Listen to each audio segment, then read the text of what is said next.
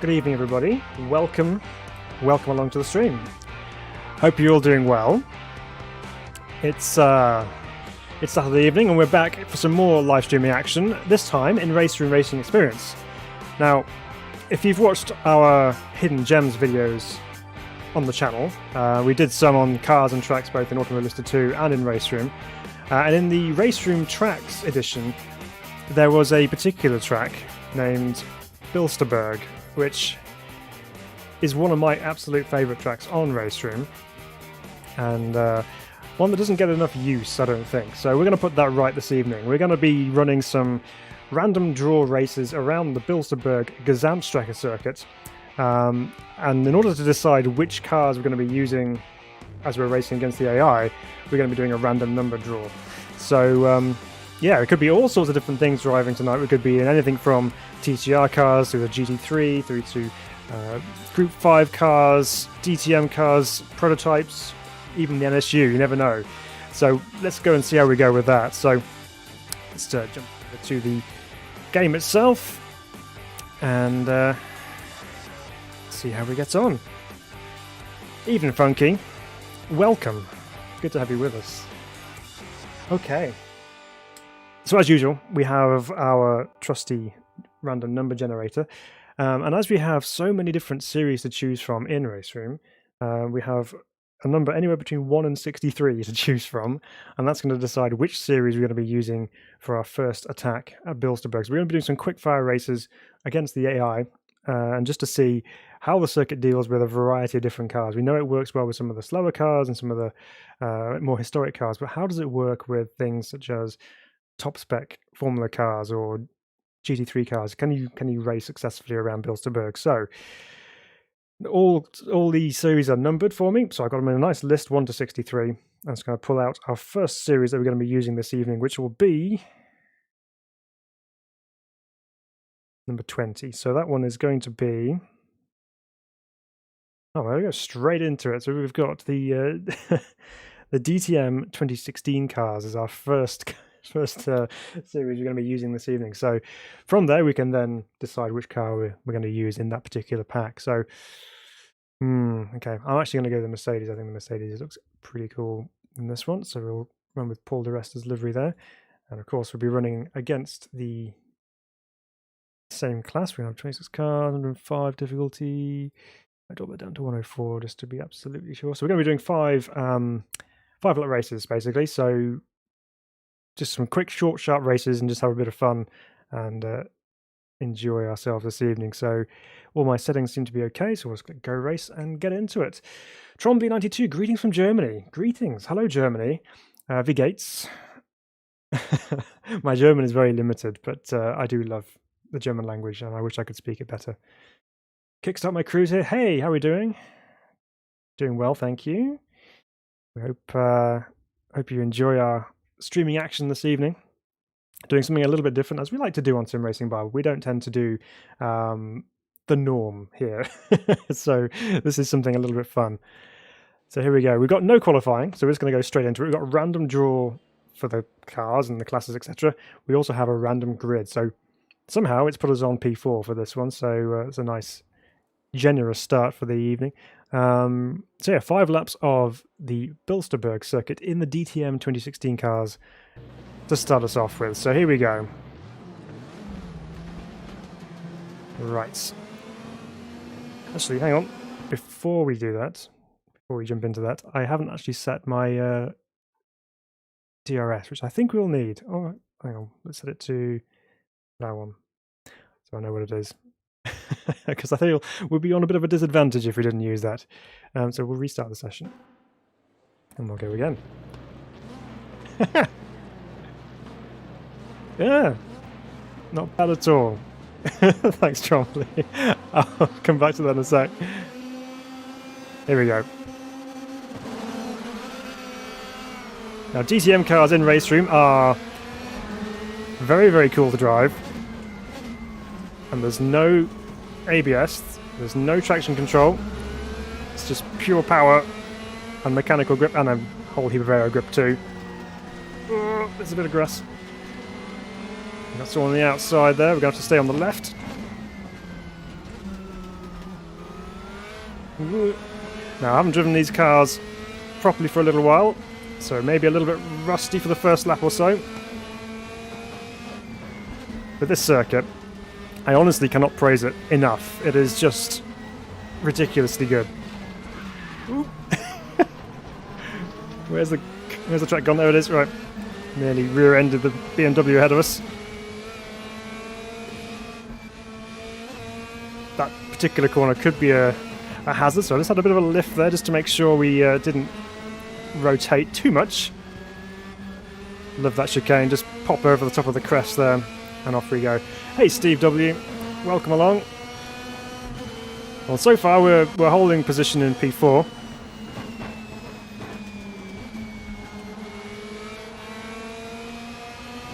Top three guys having a bit of a battle ahead of us. Ja, meine Deutsch sind nicht so gut. In fact, you would probably call it schlechtlich. Right, here we go. Let's see if we can make a run at these two ahead, which are currently blocking the circuit quite nicely, actually getting into each other there. The AI getting aggressive. DRS is now activated. Ooh. Gotta be careful over these curbs as well, I think. It's going to really upset our car if we catch them wrong, especially some of those big red sausage curbs. I do love the sound of these DTM cars though. Whoop. Second gear is lively.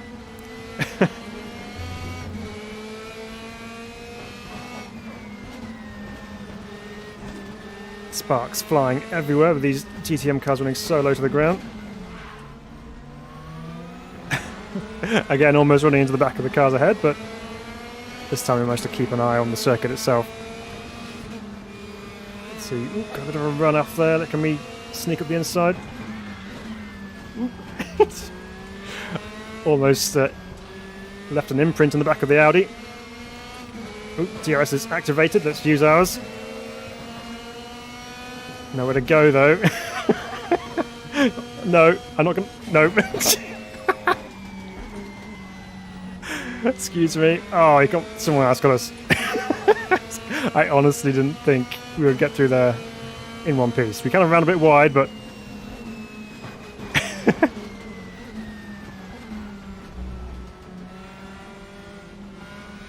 I've had to run off the last corner there.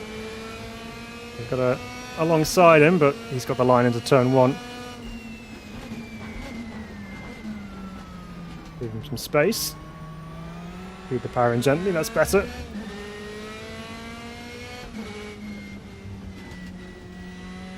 Now we haven't got the benefit of being able to follow someone else, so we don't know quite how quickly we can take these corners. I know we've done them a couple of times already, but when you're out in front and you've got no one to reference, it can be a bit tricky.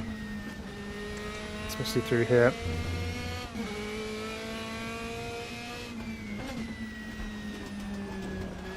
But I just love the flow around here, it's just so nice.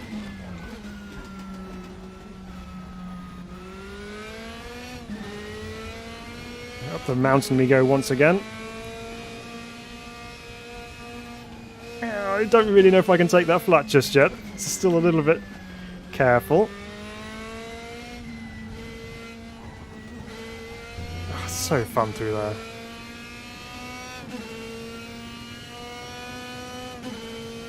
I love the noise of this thing.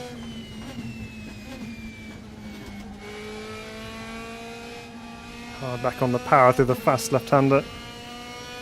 Got ourselves a little bit of a gap behind us as well now, which obviously means we're about to need it because we're going to throw it off somewhere.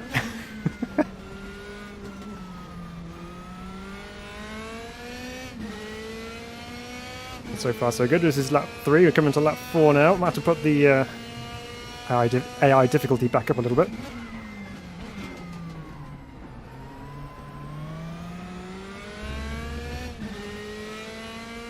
Just a little bit of eggshells with the throttle through there, just to try and prevent the rear end from coming around, because it is very easy to light up the rear in this thing.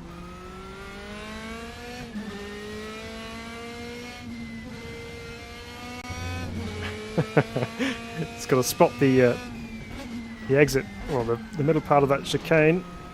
So I run too deep into there.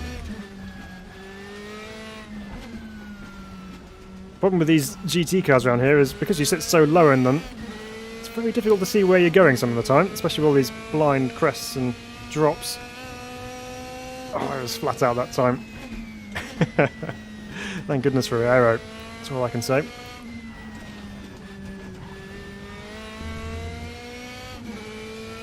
Well, starting off the evening with what looks like a potential win.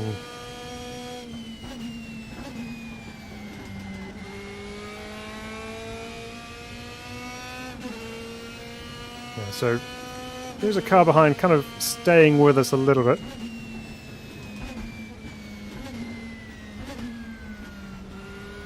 He's kind of slowly checked through the gears on that section. Probably nowhere near maximising the braking capacity into there. No, still with us, not even using DRS.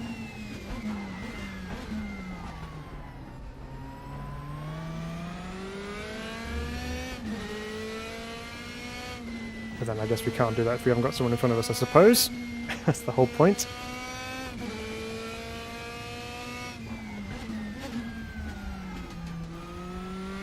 A bit deep into there. Too wide, too excited on the throttle. Really need to get the car tucked into that left-hander there because the camber will just pull you around.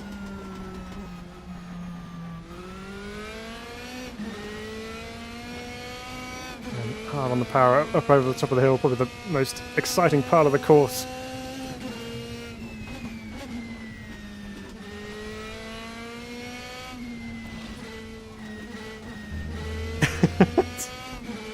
You just hang on through that, really. It's just so fun.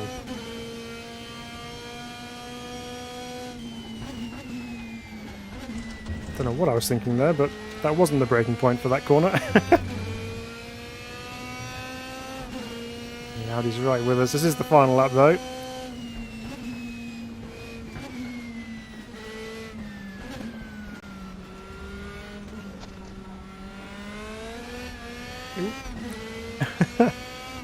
Still got a little bit excited with the old throttle. There we go. Number 1, done and dusted with the DTM 16 cars. Good cars, really nice to drive, and a win. So I think we're going to have to up the ante a little bit in terms of AI pace, I think.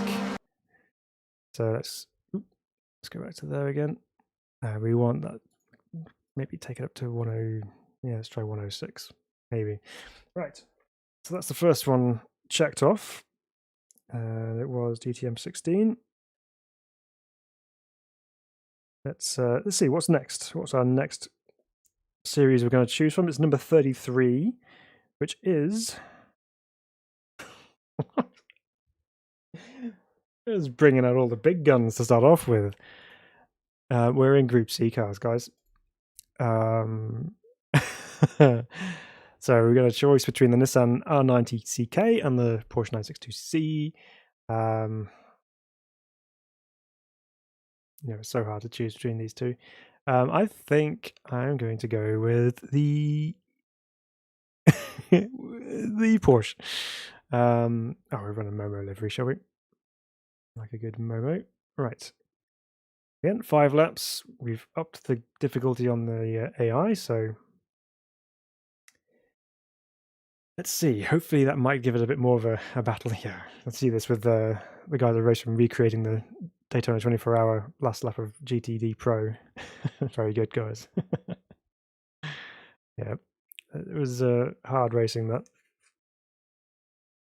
It's quite incredible to think at the end of 24 hours that's how it all came down to. Absolutely insane. Right, so we've had modern touring GT car.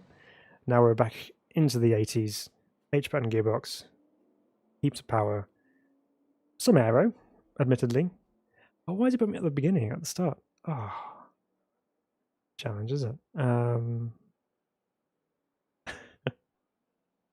I want to have a race. Let's restart the session. Does it change your position? No, it doesn't. Okay, let's reload them back into that because I'm pretty sure I've got it on as a random grid. Where is it?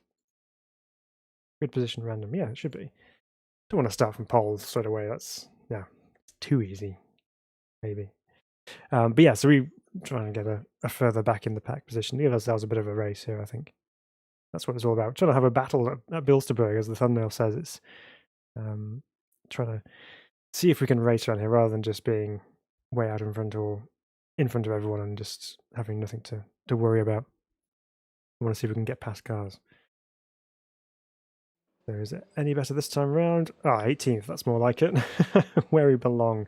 Right. Okay, let's go.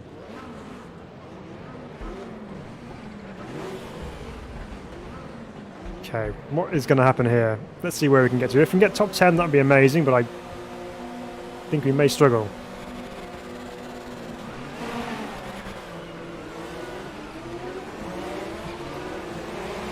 We're up and running. Initial launch was good, but followed by too much wheel spin and a bit of panel bashing into turn 1.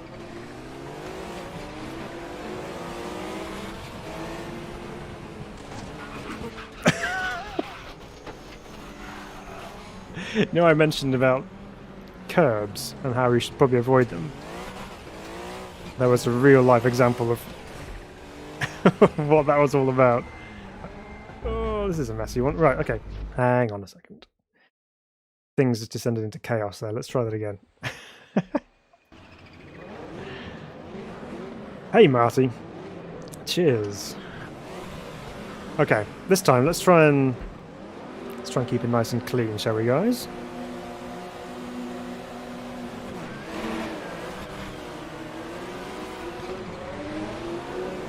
Yeah, definitely AI have a much better starting technique than I do.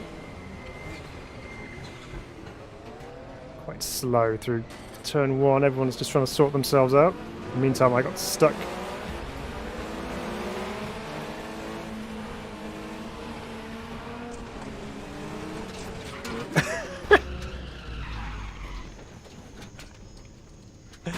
Oh my word. Okay. This isn't exactly endearing myself to good quality racing, is it? I'm just going to have a quick check because... restart the session a second, because the steering on that feels like I have to put so much lock in just to kind of turn it anywhere near it. So let's just have a quick check. Steering lock is on an absolute maximum. Let's make sure that's... It's on auto, so yeah, it should be fine. I'm just going to have to be brave and just put more steering lock on then. Okay, take 3.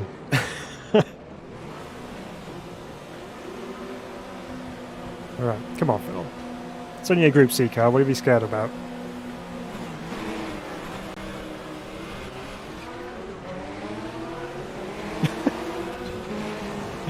Okay, plenty of positions lost off the start.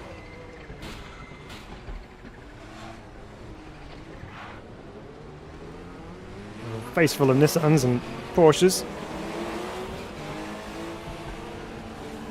Oh, that's better. I actually have steering now. The AI is struggling.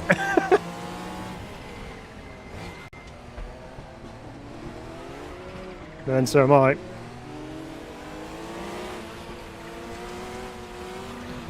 Okay, admittedly, this might not be a Group C circuit.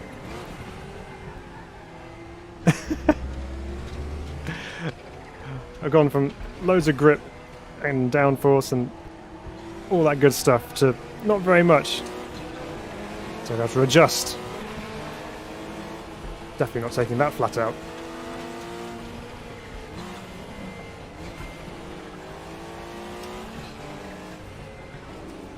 Up and over the crest we go.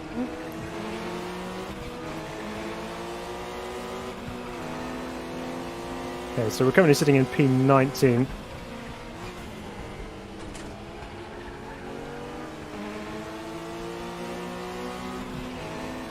This car's stretched out in the distance.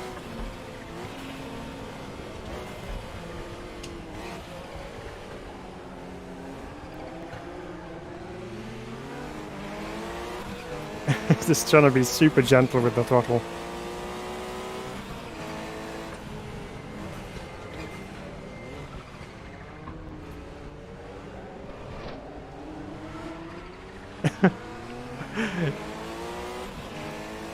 You really can't touch it very much. Ooh. You also can't touch those.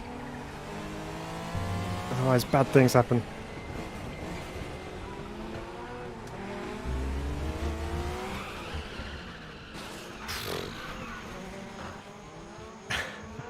Oh, stalled it.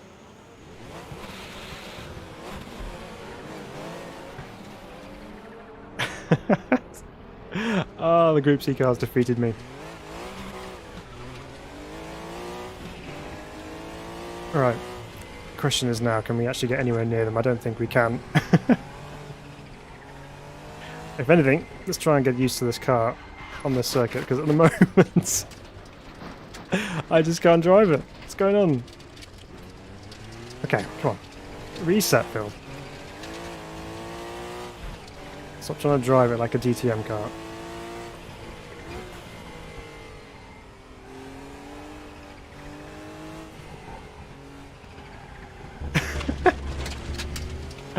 Oh, goodness. Hello from New Zealand, Saul. How you doing? Just trying to wrestle this Group C thing, and it's not going particularly well. But this is more just to show you guys the rough with the smooth. So 1 minute you're up front, leading the way, and the next you're spinning around in circles and not able to keep the thing on track. So we've got 3 more laps to reel in some kind of a gap.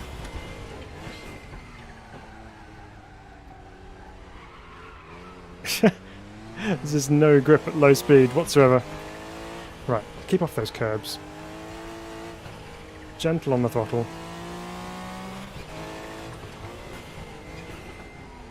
Maybe I should have taken that pole position spot.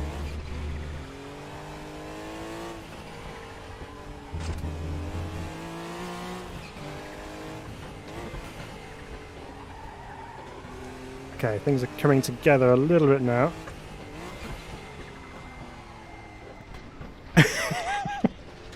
Still need to brake early from there though.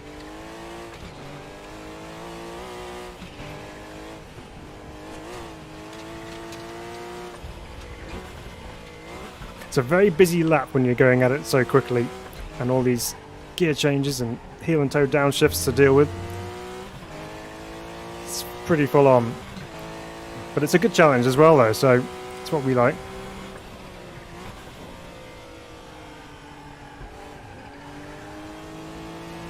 Okay. Right.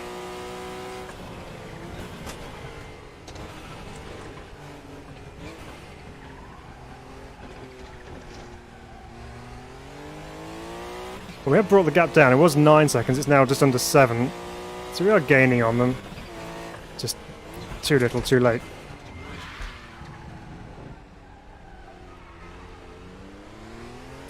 Because of the boost on this thing, if you're not in the rev range, you're going nowhere.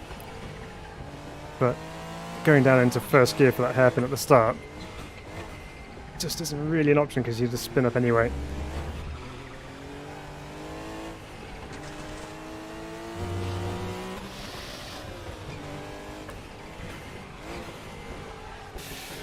Just about managed to recover that. Except not there. Oh dear. Just when I thought it was all coming together as well. You just lose your rhythm and then that's it.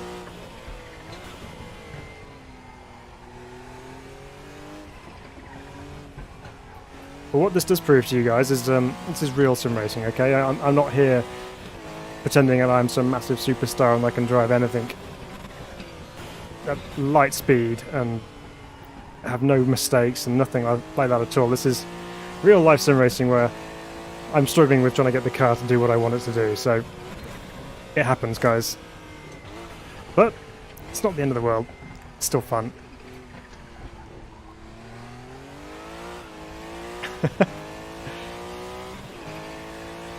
Hey Azaris, good old ISI motor spin-cade physics.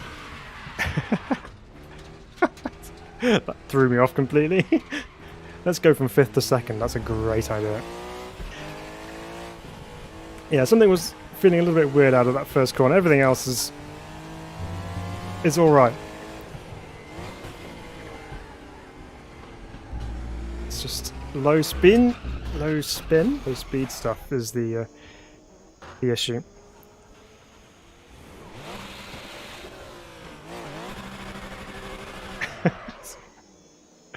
And I stalled it again.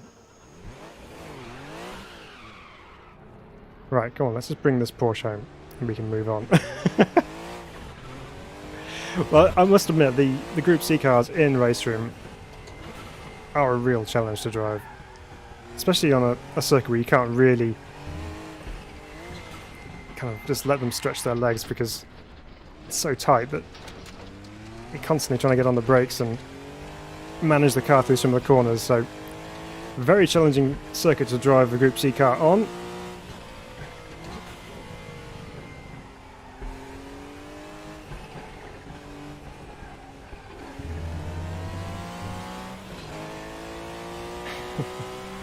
Everyone's already finished and I'm still trying to get around the lap.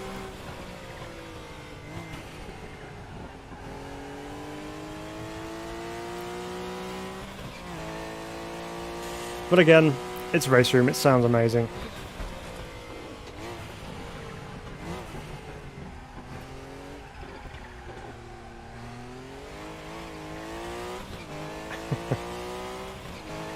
Okay, so rough with the smooth, one win, one absolute plumb last. Sorry, Group C fans, I ruined it there. Right, next, let's cross that one off. Okay, number 18 is our next number drawn, and that is okay. Well, we're back in the DTM world again, so it is DTM 14 this time, so we'll use a different car. We'll go with Audi this time, I think. We'll run Matthias's livery. Hopefully this time I won't have so many issues. I'm going to put that on 105. I think that was pretty much my sweet spot with performance, I think, so we'll try that. So, yeah, so that's the nature of things. You know, some cars are just going to be difficult to drive in all circumstances. And then, you know, with the nature of what we're doing with the random draw, we're going to get probably some similarity in terms of cars that we run. A lot of classes in RaceRoom cross over in terms of, you know, with a lot of GT3 spec stuff, a lot of DTM stuff, a lot of TCR and World Touring Car stuff as well. So we'll see. We'll see if we can get a good mixture as well. But because they're quick, short races, we can hopefully get through quite a few. So we're in P20 this time. It's seen how well we drive and has placed us accordingly. But this time, we should be able to manage this, he says confidently. Okay.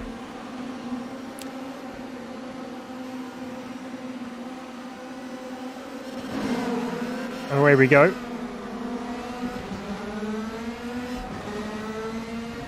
A couple of cars ahead of us, one to the right. Let's see if we can feed our way through turn 1 safely.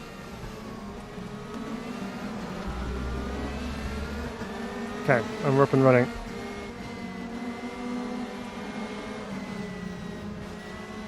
All of a sudden we have some grip underneath us.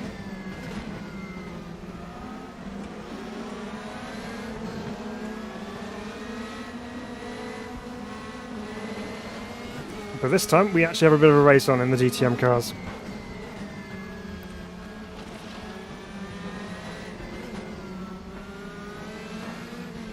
I definitely struggle getting through here. I know I was running too deep into here at some times, but when there's a fair few cars in the line, they do struggle getting through that section.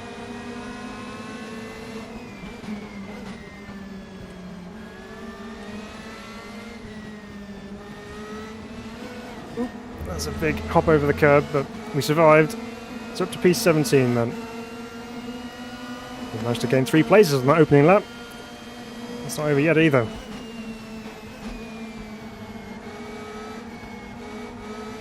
whole load of push through there as well.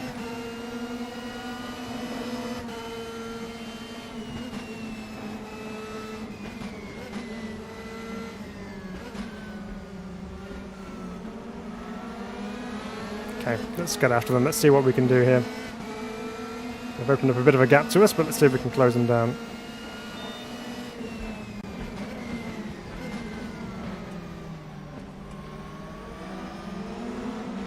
I'd say that was a yes.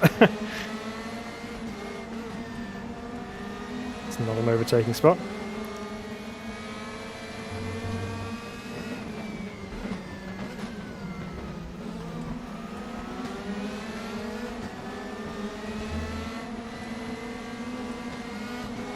Going side by side ahead of us there. Sneak down the inside here, shall we? Nope, not quite. We will do that though.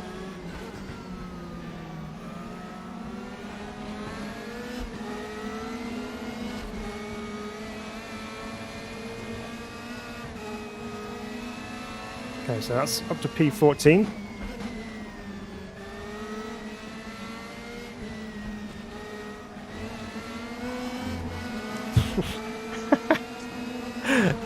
When you get on the pedal just a little bit too early, and it's not quite ready to take that. That's what happens. Definitely a lot of high-speed understeer in this car. Obviously on baseline setting as well. Everywhere else it seems okay, it's just through the high-speed stuff.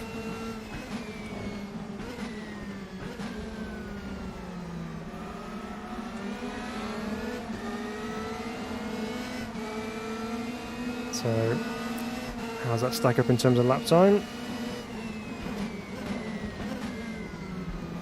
Too bad.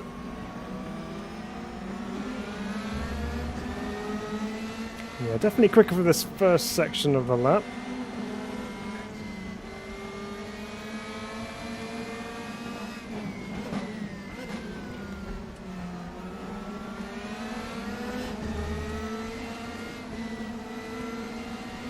Again, side by side to the chicane from the AI. Ooh. Saw a disaster ahead of me then. Come on, Robert. Mr. Wickens ahead of us there.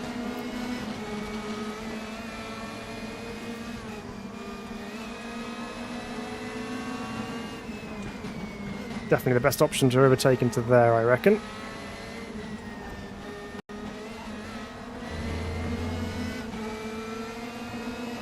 Try and block off this attack. He's trying to go on the inside into this next left-hander. Keep the door closed.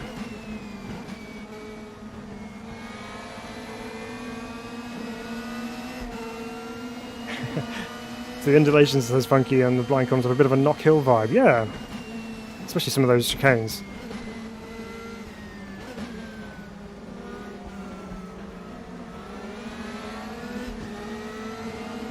Okay, what's that? Lap 3 done.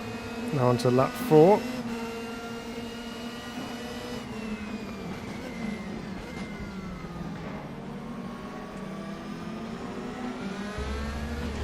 So we're 3 places away from breaking into the top 10. See if we can do that. It's an ambitious move on the outside from the Mercedes. They're still side by side as well. It's very, very brave. BMW held on.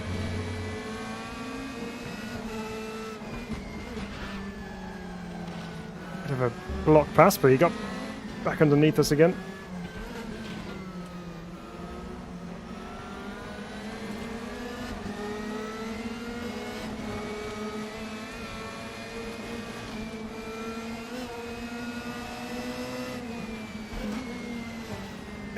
Okay, starting to get into a bit more of a battle now, which is what we want. I didn't touch him.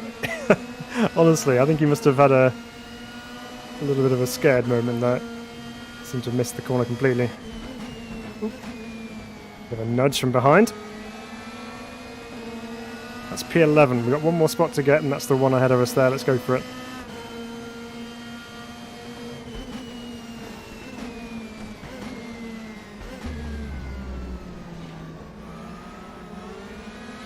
Just trying desperately to carry some speed through that last section there. Went a bit wide, but still managed to keep it on just about.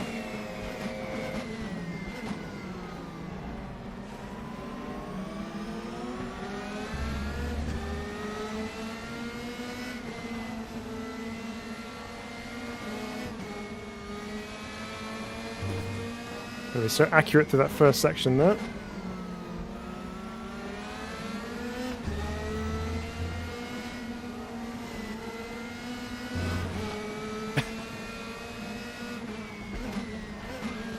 No way through there.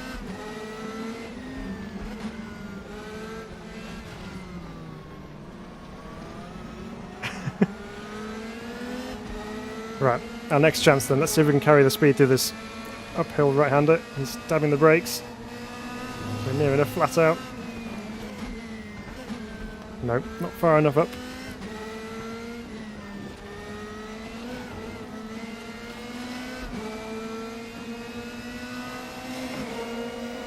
Here's the DRS.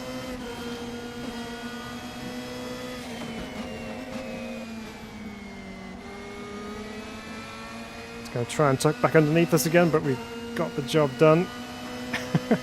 Now just to hold him off of these last few corners.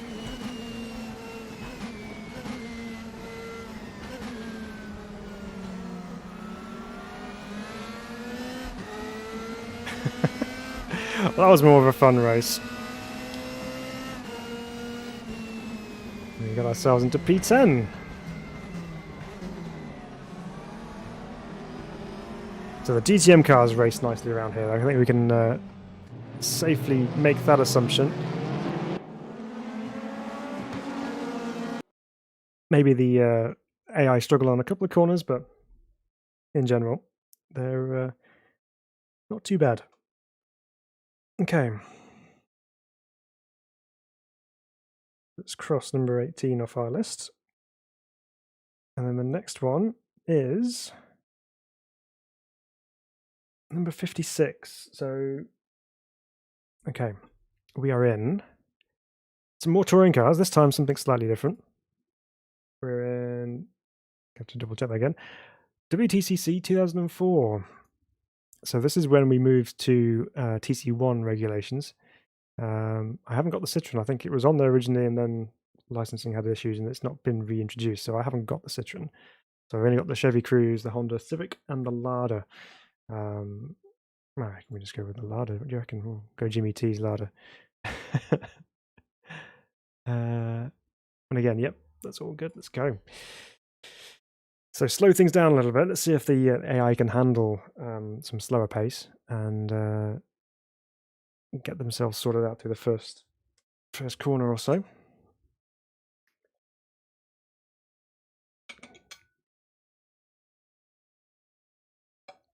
Actually got myself some water this time so I don't have the croaky throat syndrome. Right. Where are we going to be on the grid for this one, I wonder?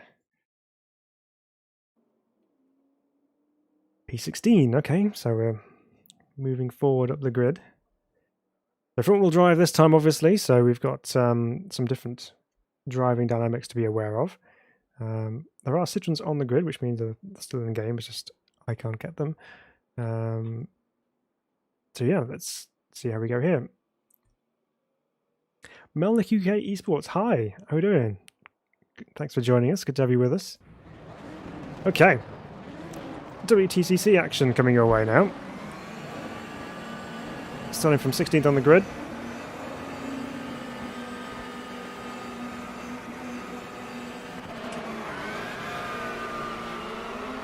Once again, something starts. Not my best friend. We have some places to make back.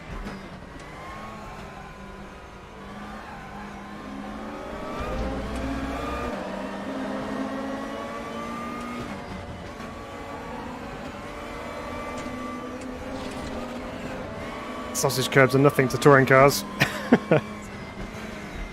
Just targets.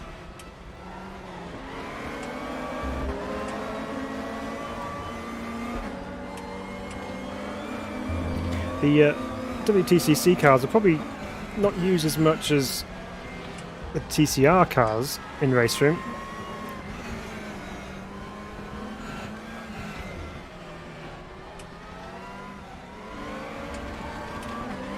But they are still good cars to drive in the sim. And Van Muller ahead of us in his Citroen. Take a lap just to kind of get ourselves used to the handling characteristics of this little larder. So sat in P19, so obviously we lost some places off the start and we are still yet to gain back those places.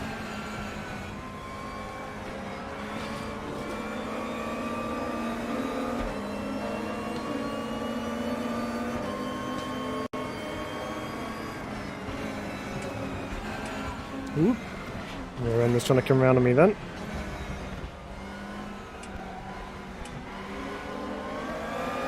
So a bit of a train going on at the moment. Let's see if we can break that.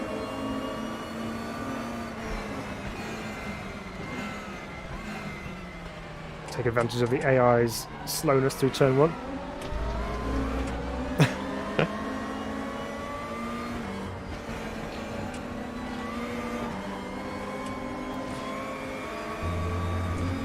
Okay, just trying to learn where we can use the power. Monte Carlo winner alongside us. Mr. Loeb. Oh, back in front of us again.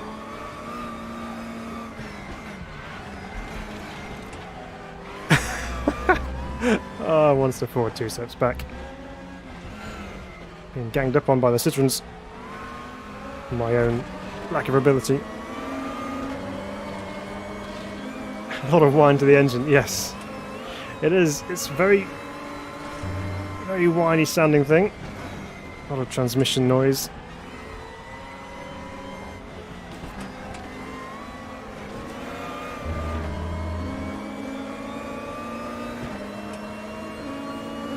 Right, okay. Let's see if we can get back past Ivan.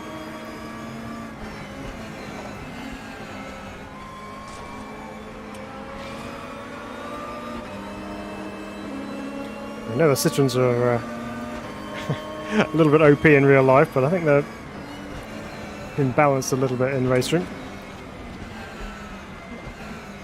Let's get the run off here, shall we? It's better. Right. Trying to squeeze up the inside line for turn 1.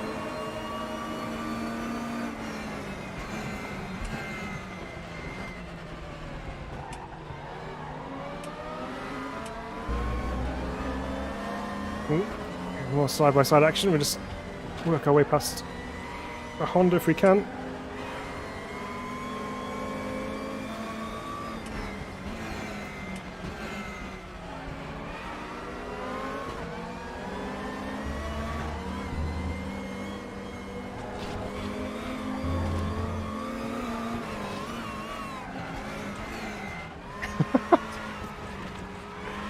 And here's me thinking there wouldn't be as much oversteer being in a front-wheel drive car.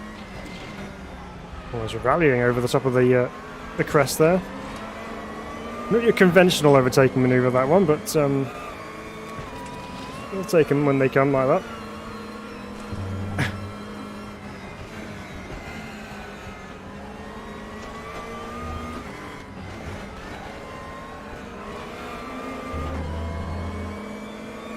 This is quite close racing, really, isn't it?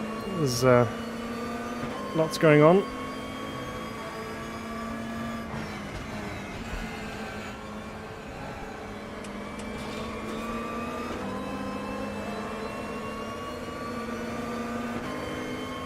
We're up to P15 now, so we have made a couple of spots on our starting position. Oh dear me, rear end's definitely getting very lively now.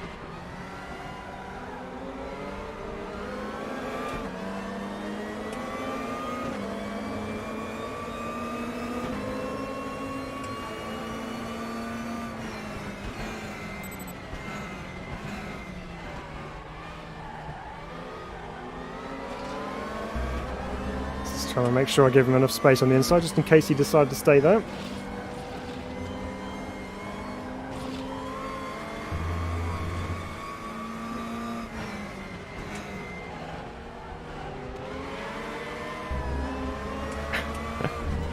It's just ever-present threat of wheel spin from the front axle.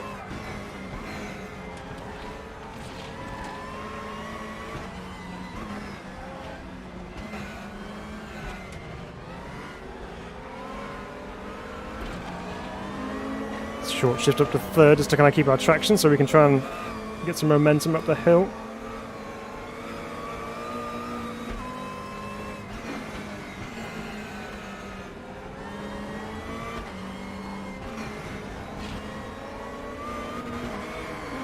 There's a clean run through the chicane that time.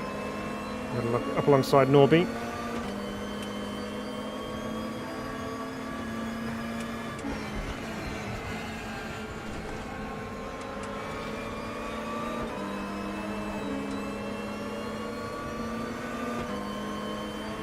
Penultimate lap, we've got one more to go.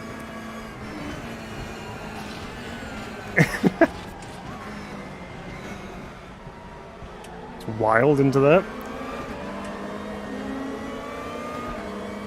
On Tom's case, let's get past him on the inside here if we can again.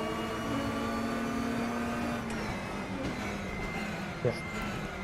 AI are definitely struggling on the brakes into turn one. There's Maria Lopez getting his elbows out.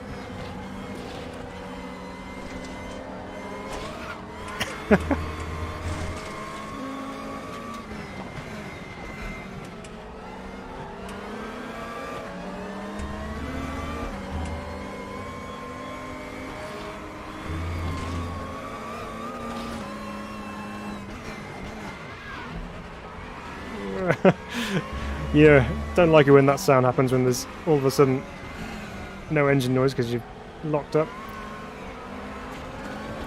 It's waiting for the crunch after that.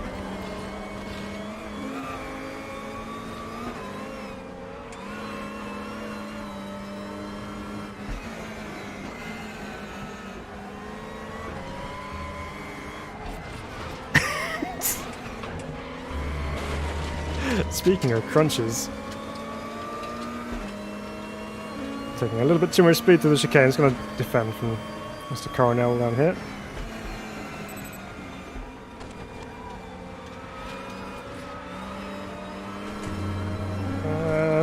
Doing the power down a bit too early. Might have to settle for 12th at this rate.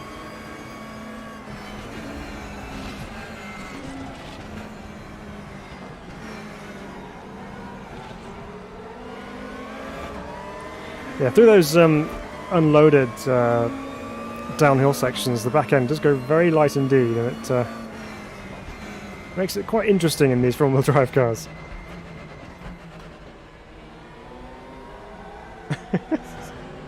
Well, P12, we did gain some places after all that. You know, Lada. I didn't see any other Ladas out there. There must have been a couple, yeah. Most of the other manufacturers, but yeah, P12. So touring cars work around Bilster Berg. That's good. We can check that one off the list. So Steve asks, is it socks only on the pedals or shoes? I race with socks, partly because I have no need to wear shoes because I don't have to protect my feet from from fire. But also I just prefer the feel. I just have more detail on the pedals. It's kind of tricky when it comes to heel and towing because on the metal pedals, it can be a little bit painful if you're doing it for a while. But overall, just for brake and throttle feel, I tend to use the socks because it just gives me that extra level of sensitivity on the pedals, I think, is probably the way I would describe it. Right, okay, so what's next? Number 40. Okay. Number 40, a very popular car on RaceRoom at the moment, actually, or class of car. This is GT4. So we've driven a few of these cars recently in ranked races, and they've been really good fun. A lot of people have been raving about them online and how good the racing is with them. So we've driven most of them recently. What we haven't driven is the Cayman. So I'm going to jump in one of these Caymans for this particular race, I think. Take this one here. I will pop it up to 106. Marty says, just watched a guy on a snowmobile nearly hit the fence at the road edge of my farm. Sim racing is safer. No kidding. You got some snow, have you, Marty? That's awesome. Yeah, those snowmobiles, they're quick, aren't they? I mean, they go at quite some speeds, but yeah, wouldn't fancy introducing myself to a fence. Wow. Yeah, sim racing is safer, definitely. Yeah. Okay, right. So let's see where have we been put on the grid. Oh, 23rd. Okay. That's fine. It's safer for us back there anyway. Okay. A nice inside line this time. 5 laps of GT4 action at Bilster Berg coming your way. See if our standing start's any better. Yes, is the answer. Got a good run. Gonna nail that crossbow before the first corner.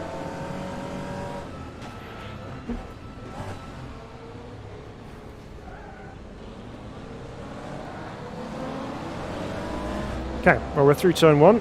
Hit some spaces up this time.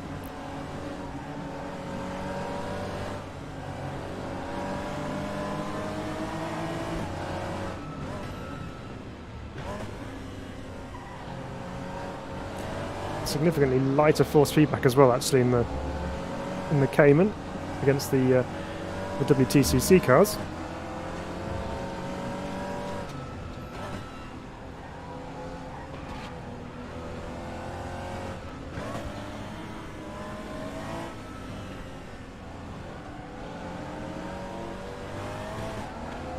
Let's turn some traction control off as well. Take it down to setting 4. Should be about right. Just enough movement from the rear end just to keep it interesting.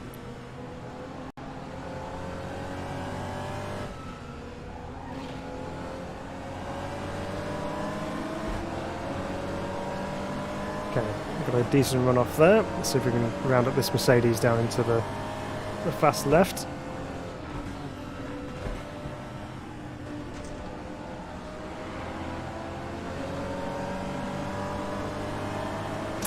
Yep.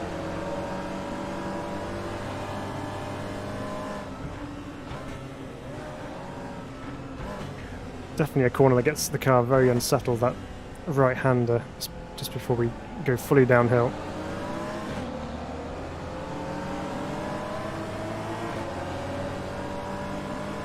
Okay, so progress is going quite well in this particular race.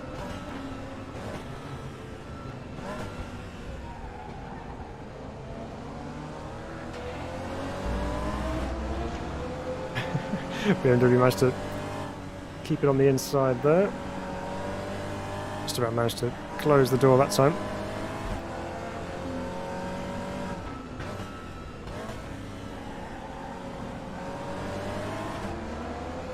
Let's see what we can do with this now. This Cayman, or line 11. Car's bouncing around all over the bumps. It's quite a bumpy circuit. But, it's all part of its appeal.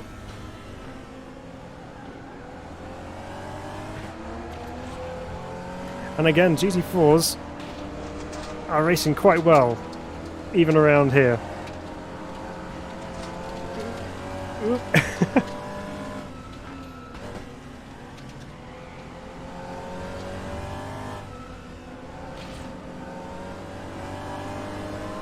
Nice bit of curb hopping on the inside there.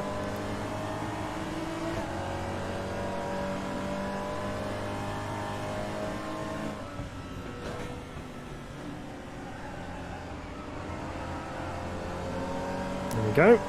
Another place collected. Let's go after that Audi.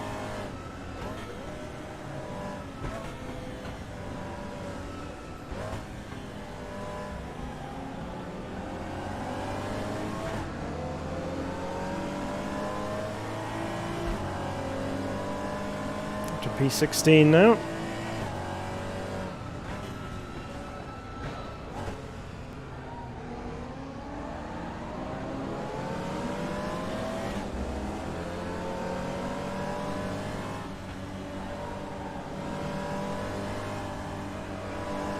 Bit of a weight shift going through there just to feel the weight of the car going from one side to the other.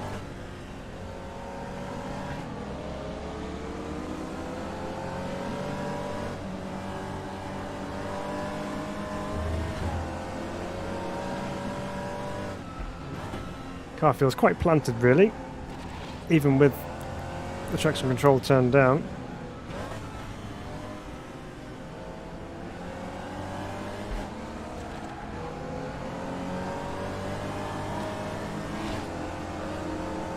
Can we take it flat out at the top of the hill? Maybe. Thankfully no one got us.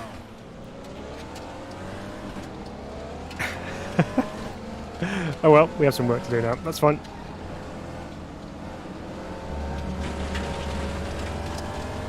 Some very warm tyres as well.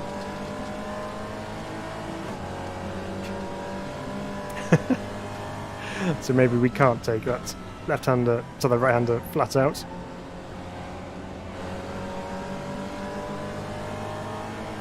But at least we can still have a race with someone, even though we are now pretty much at the back. Oof, dear me.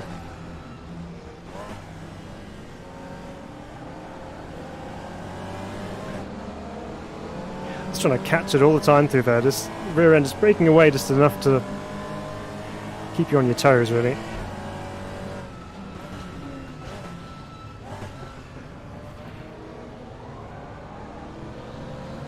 That's the BMW. Let's go after these KTMs.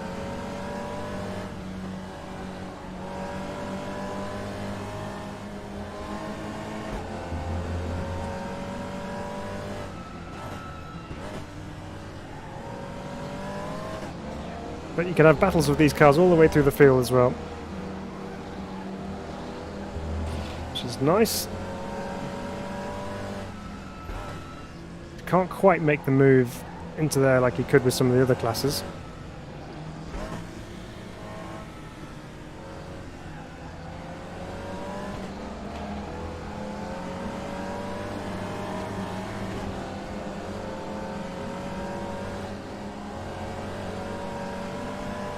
Yeah, just a little breath out of the throttle that time. Didn't want to repeat what happened last time round.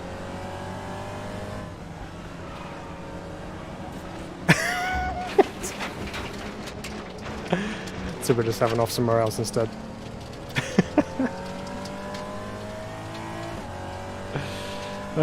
We don't have to make it hard for ourselves, do we?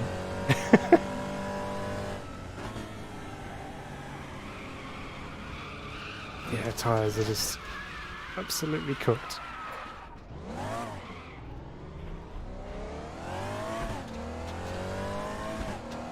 Somehow this guy's got held up and he's all the way back here. Oh well. He's just waiting for me because he knew I was going to throw it off a couple of times.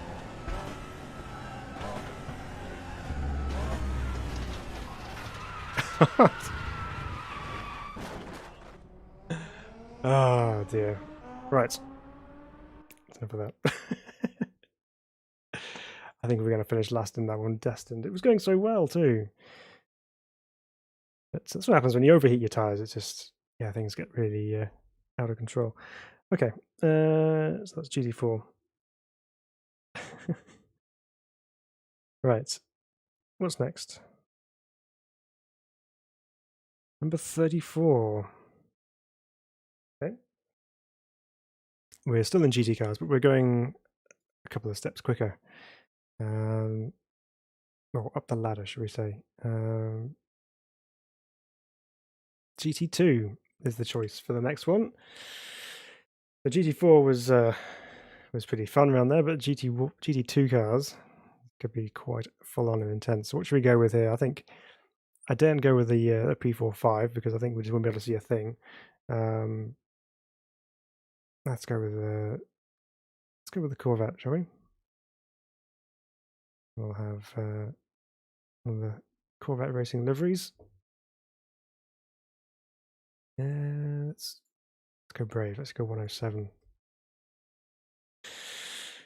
Not that it's the AI difficulty that's the problem here. It's my ability to keep it on the track. Oh dear. It's all good fun. That's why we do it.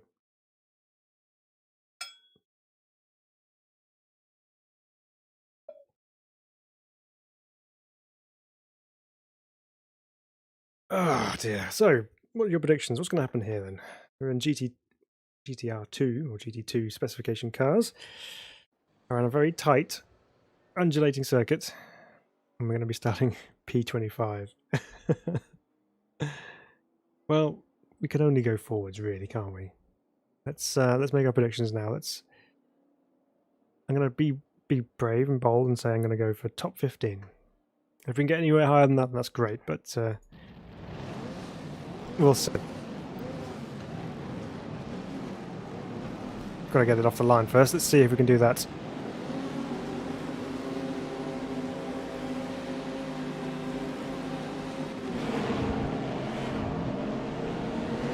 Okay, not too bad.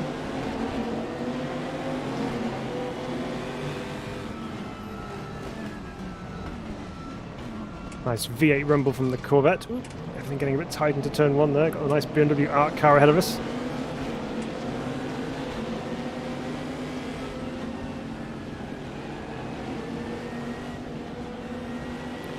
All of a sudden, a whole load more weight in the steering wheel.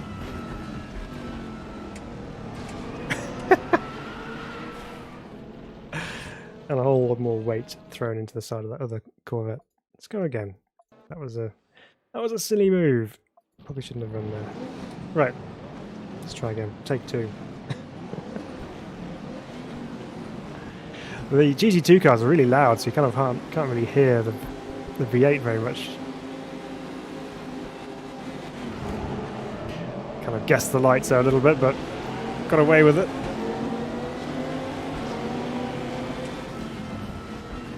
Okay, nice and cautious into turn one.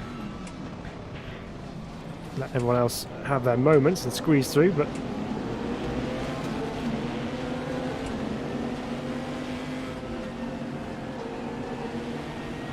again, we're going to take a lap just to get ourselves used to the car and what it can do. Corvette taking the aggressive line on the outside.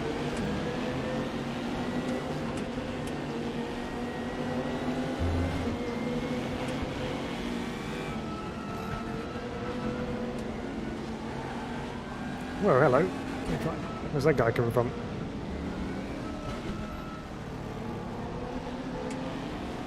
A couple of caddies just duking it out in front of us.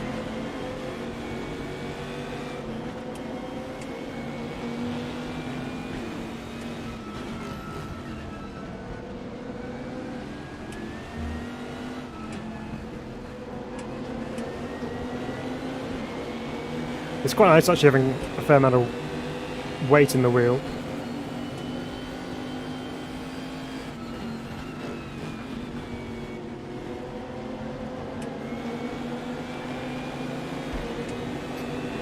You can kind of lean on it a little bit as well.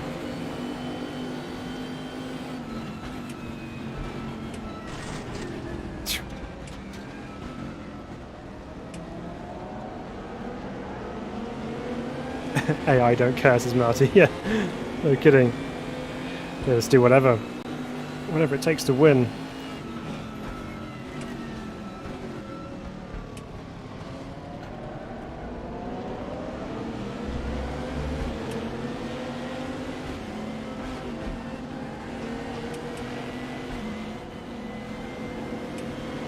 Corvette's feeling pretty nice actually to drive.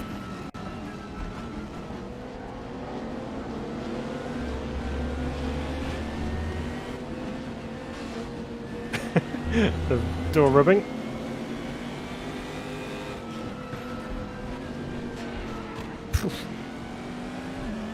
Excuse me. Let's return the favour there.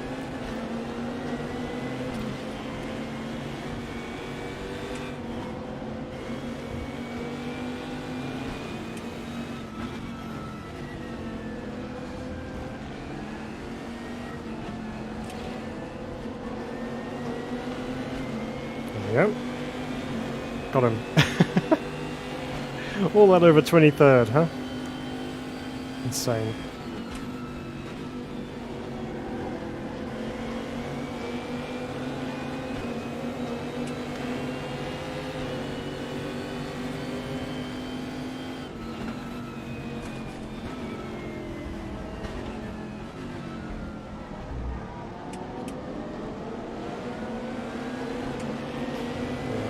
Plenty of grip from the Corvette.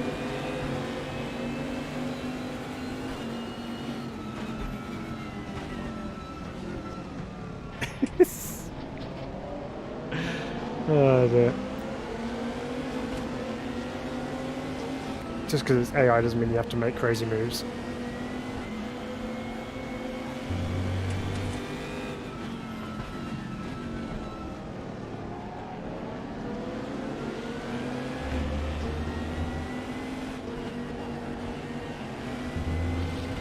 You don't treat the AI like proper drivers. It's not good practice for when you do race proper drivers.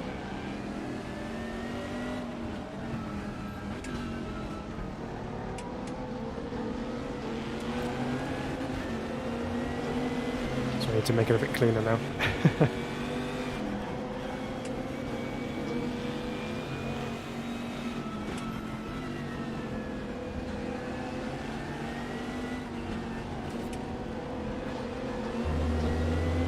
But I must be honest, the GT2 cars are actually driving quite nicely around here. It's quite a good race going on.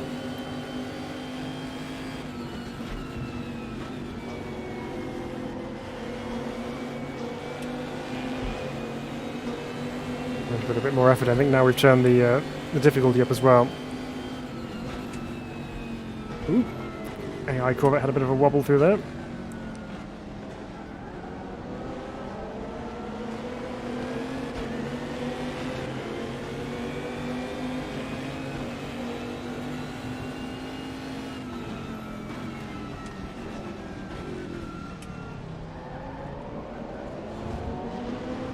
Yeah, very aggressive, giving me a push in the back as well. Oops. Missed the apex by a mile.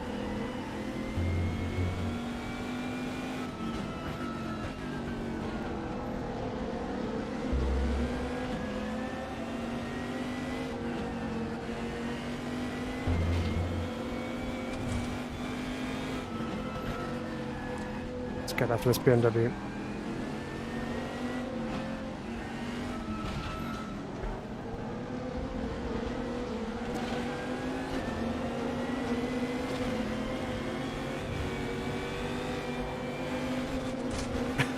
Cut. It's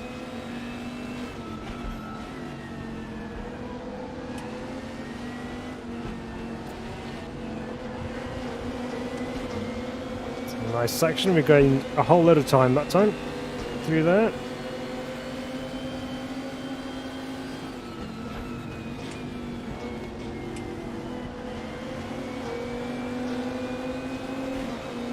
Yeah, that car does look very good, doesn't it?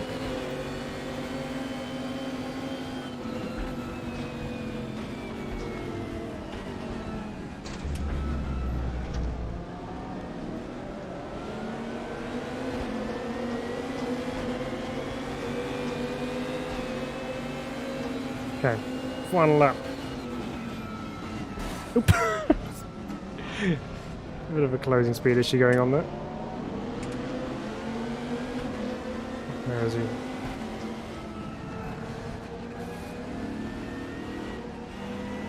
Kind of gave him the place back there. I know it's only an AI, but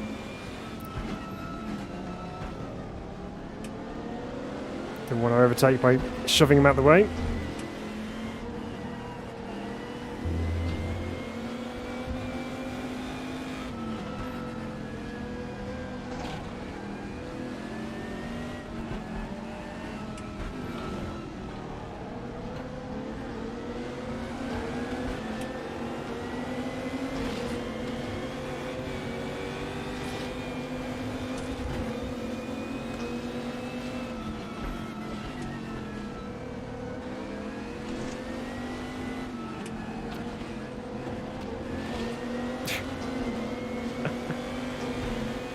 Take the aggressive line through the chicane just to try and see if I could gain some speed down the straight, but to no avail.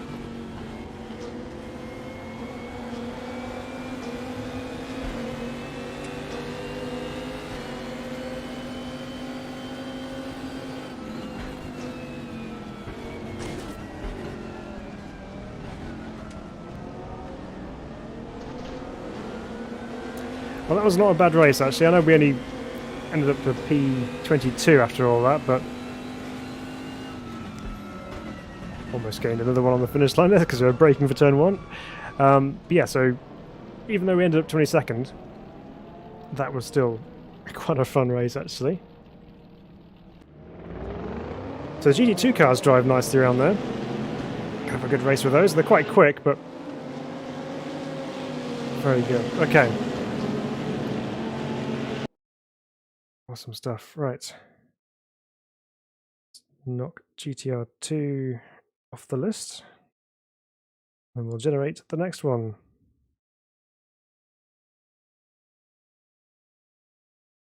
Which will be... Right, okay. We are in something a little bit slower. Let's go here. It's car number 9. Series number 9, should I say. And it is the Audi TT RS Cup. There's only one car to choose from and several different liveries, but let's see what happens here. I'll go with one of these.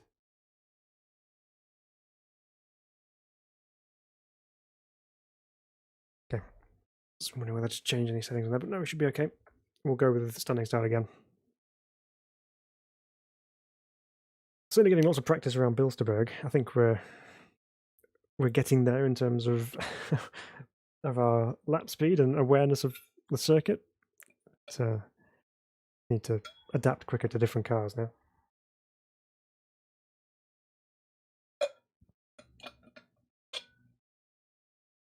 It's cold. Right, okay. Ooh, a bit higher up this time. P11. It's very generous. Okay, let's turn traction control right down for this one because it's front-wheel drive. And a 5-cylinder Audi engine in it.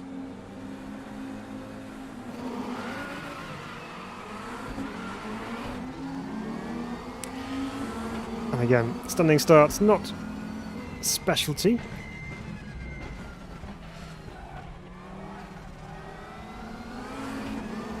Now this isn't the Audi Cup cars which have push to pass, etc. This is just standard race car, no fancy gizmos.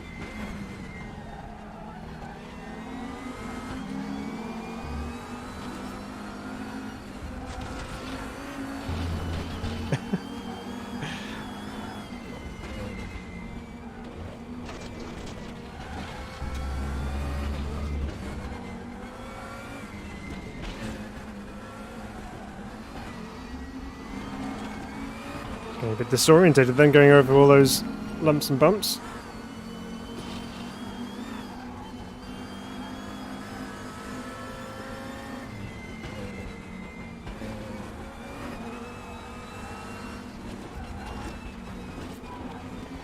Hold it. We saved it from rolling, but we did lose a spot.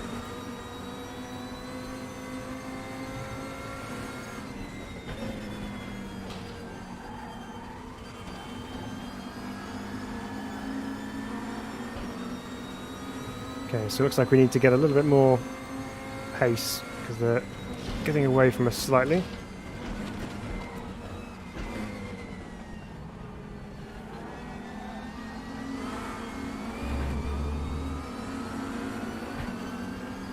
Okay.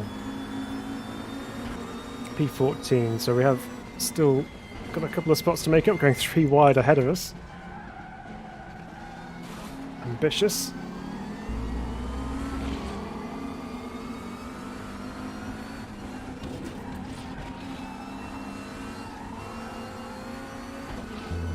AI certainly seems to differ between cars in terms of their strength.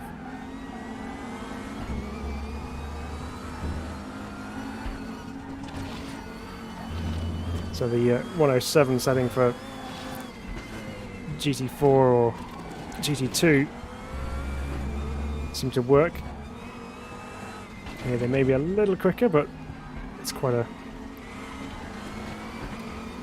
battle because it's ebbing and flowing between corners. So some corners I'm quicker, some corners they're quicker.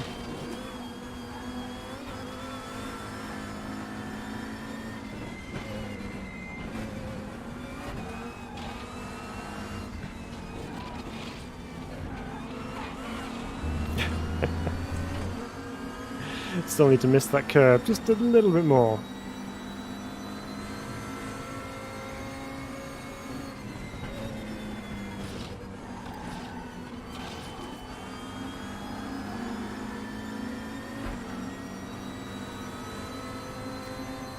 There's a considerable gap between us and the car ahead, and then there's another train just stacking up behind us at the moment.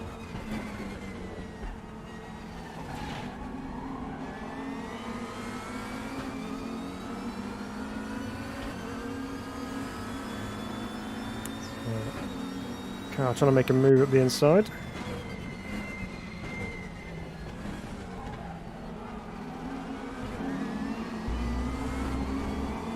There we go.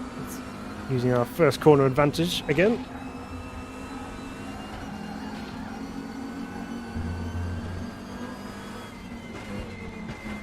And the fact that there's some cars battling ahead of us, which is helping.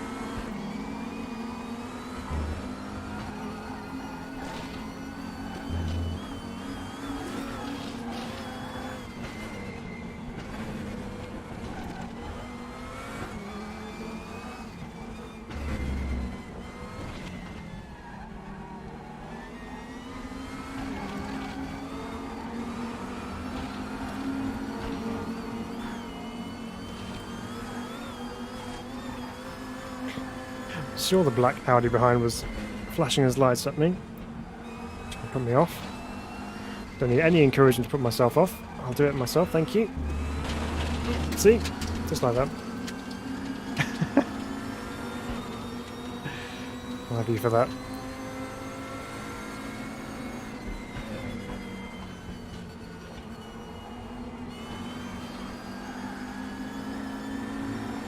See if we can get him back. Up to 15th now. Just when I thought we were kind of making some progress going forward.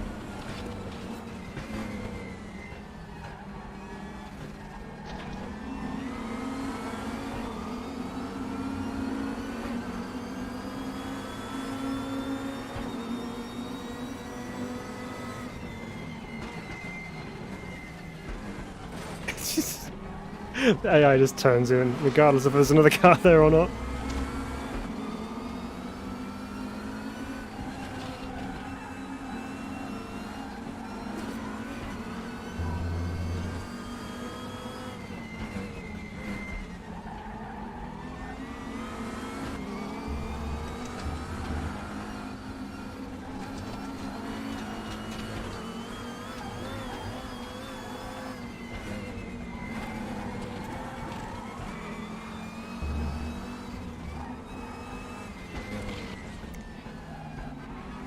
One corner after the next in this section.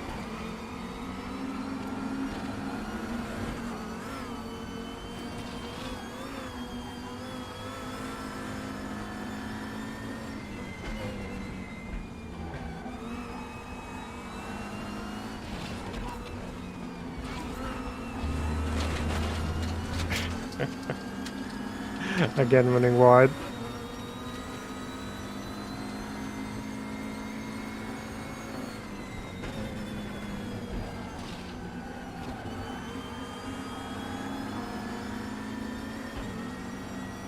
So 107 seems to be the AI setting, which is probably about right.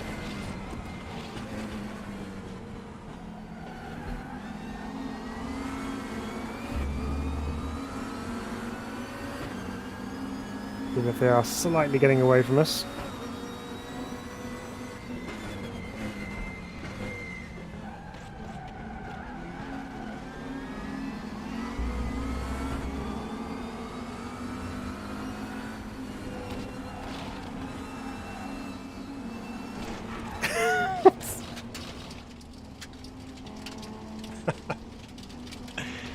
It's one of those moments where you're looking out the window and you just see this curb coming towards you, and you instantly know it's game over. Oh dear. Right. That wasn't too bad though. It wasn't too bad. Bit of a challenge. Okay. Audi TT RS Cup is ticked off the list. Okay. So our first foray into the world of GT3 coming up now with GT Masters 2018. So we have Audi VM, Callaway Corvette, and the Mercedes and the Porsche, which I can't seemingly obtain. So we'll run with the Merc for this one, and we'll make it a rolling start this time.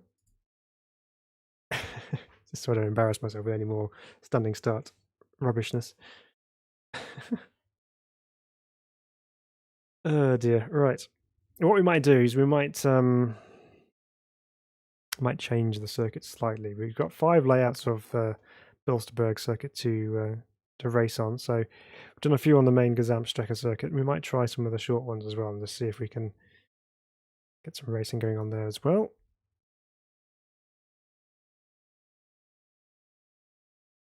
Okay, here we go. This time, yeah, plumb last. Brilliant. Okay. GT3's always popular in some racing worlds.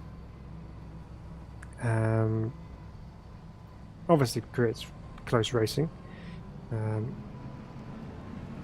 But a lot of people are quite bored of GT3, and quite understandable. But we'll see how they get on here.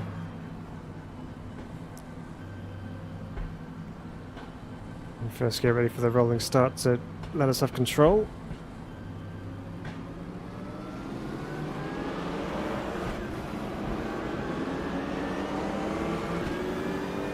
I have control now? Okay. These are very late when you cross the start line before you actually get control of the car.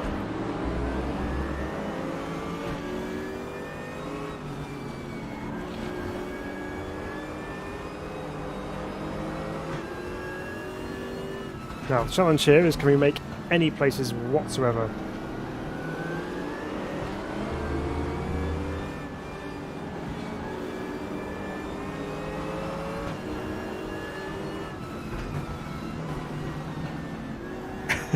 It's not really an overtaking place in the GT3 car. They just whip round there too quickly. And they're very wide as well, so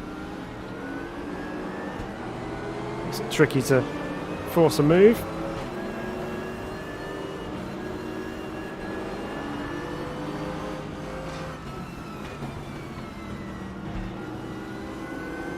Well, there's one.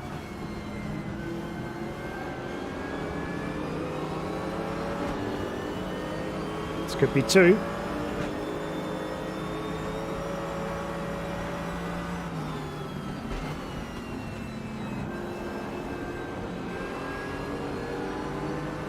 Okay, let's go. Let's go get some more places.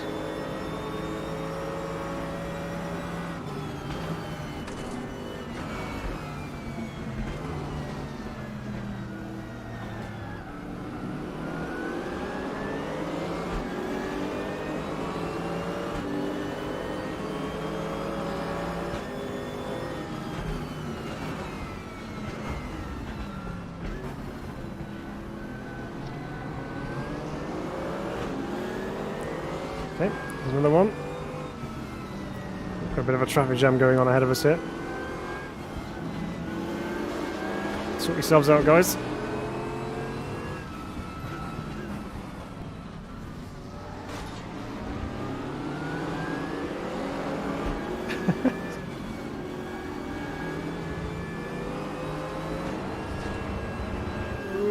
Traction control.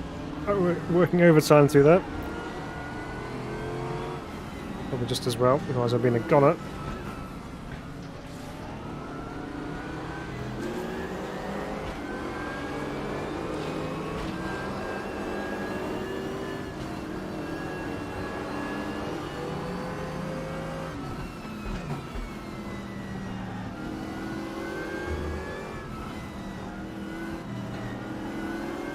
Somehow managed to make an outside move through that chicane. Up to 21st now.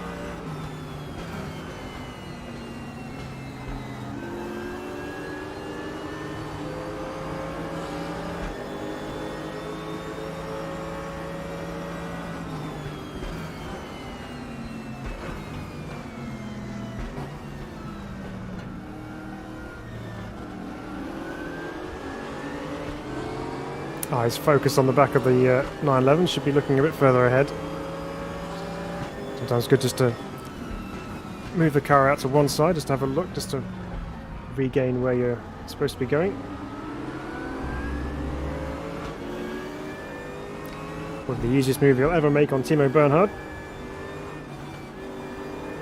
Oh, that's not fair. I'm sure that Merc just went straight through that sausage curve. If that was me, I'd been launched.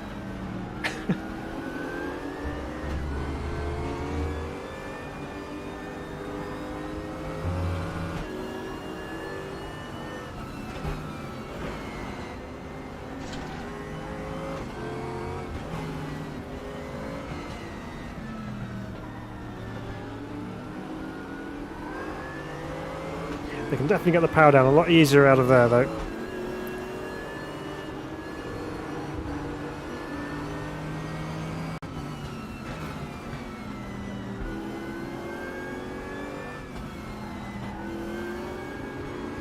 Oh.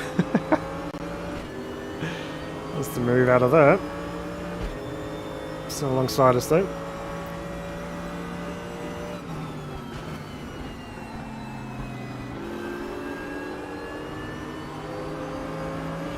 Broken into the top 20 now.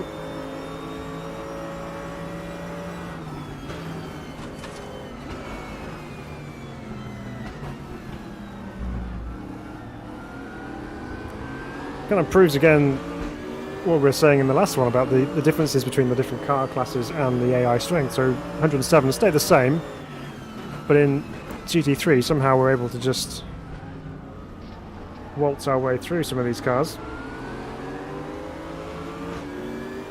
Sometimes they fight back.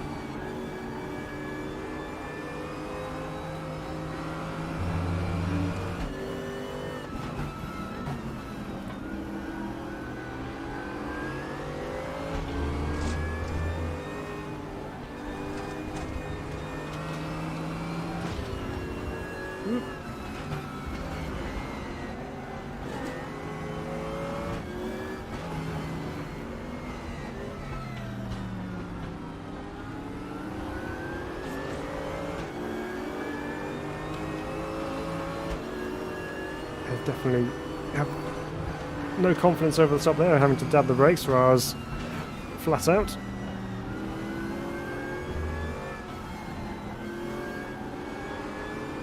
Again, a good run off the chicane. Step back into a slipstream, see if we can make a move into this kink, maybe.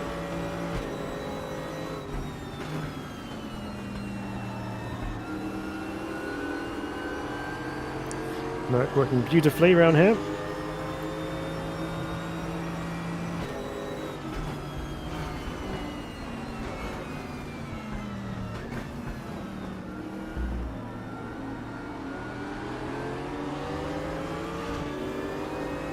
The laps are ticking by really quickly. We're already onto our final one.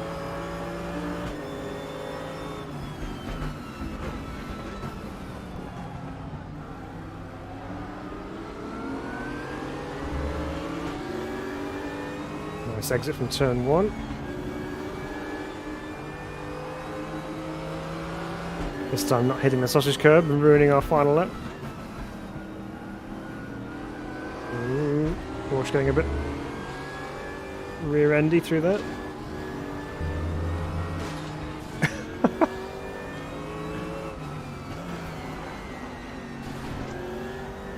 It's all getting rather physical.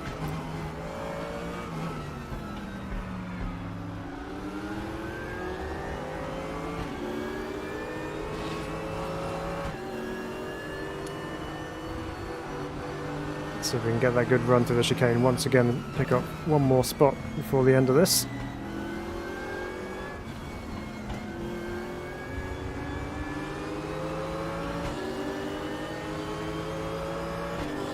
It's possible. I'll be able to dive up the inside here.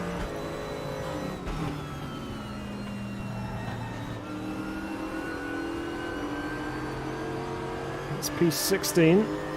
I'm not going to be able to get 15. I think it's going to be too tight into here.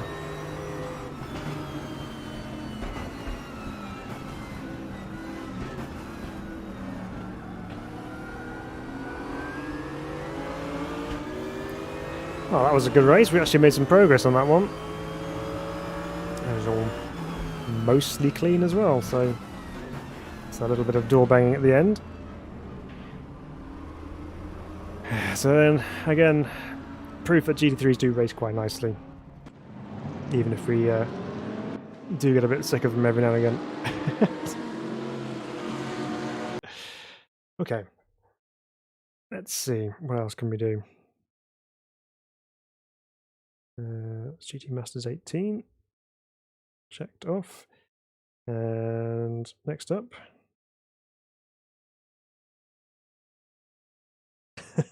And now for something completely different. Okay, this one's a fairly new addition to the world of RaceRoom, and very different machinery altogether. So this could take some getting used to initially. We are going electric with the the Ford Mustang Mach-E. Now I've not actually raced this. I've driven it, but I've not actually raced it against other cars. I've no idea how this is going to work. But we'll find out, and it'll be a bit of fun. So if all else fails, I just have to bring out the handbrake button and just drift it everywhere. See if the tyres will last 5 laps. That's the main question, I think. Not really geared up for this kind of thing. Okay. Field full of Mr. B. Novak and his Ford Mustang Mach-E. One of the quieter races you'll hear tonight.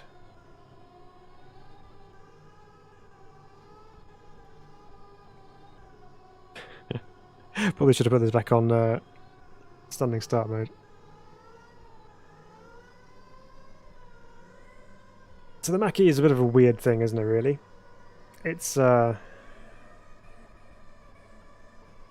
designed to be a showcase of what electric technology can do in terms of performance and drifting capabilities. But yeah, very different to most of the things on RaceRoom, and off we go.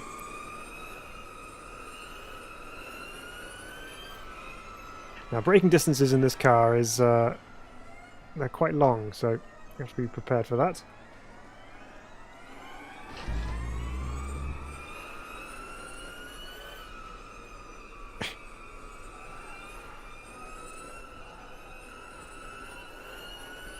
Actually, it's not doing too badly.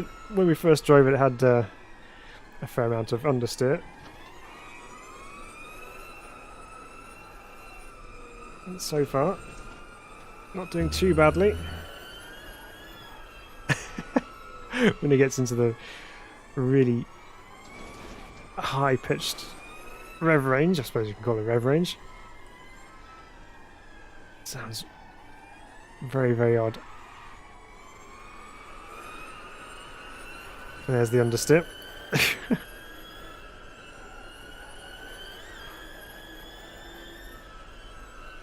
Okay, out on the brakes again.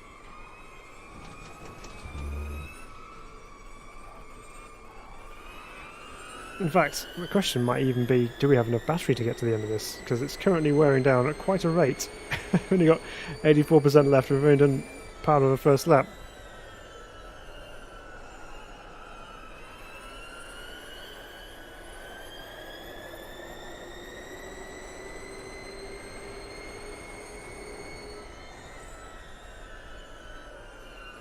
But if we all run out of battery, then that's all good.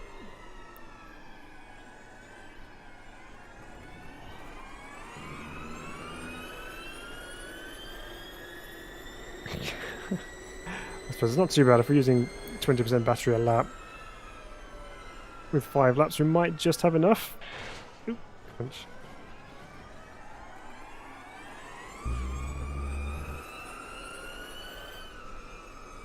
Switch to D, see if that makes any difference in terms of battery saving.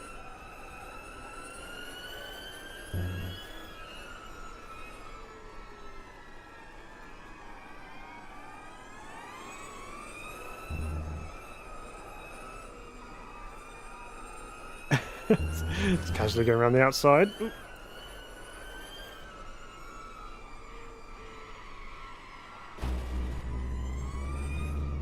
The tyres are starting to lose some grip.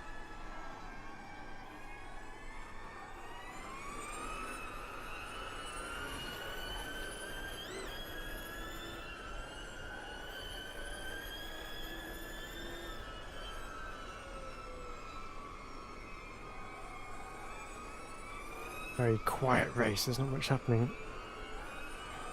In terms of noise, anyway. Battery D rate does seem to be better with the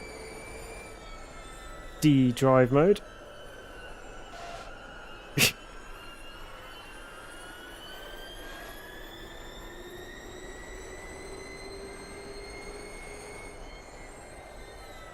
Just a bit of lift and coast just to make sure we have enough.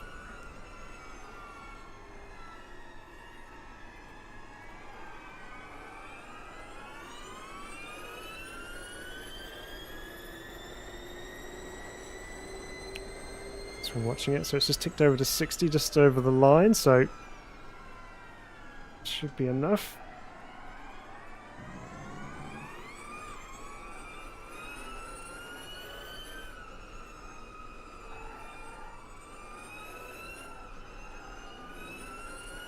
It's actually not a bad car to race. I mean, I know it's got chronic understeer, but probably mess around with that. Fuel level low on the dash. I'm not quite sure it understands that it's not fuel. There's that understeer again. Crunch. We're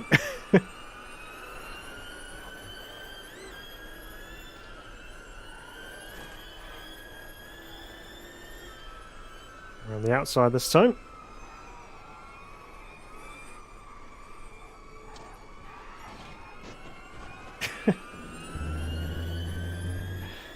There's less and less grip from the tyres at the moment.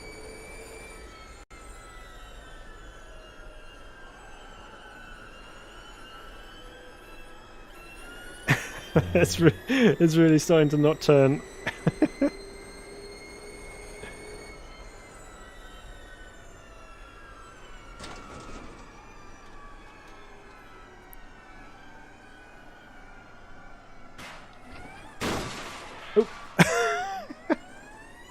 All of them are pitting. Come on, where's your commitment?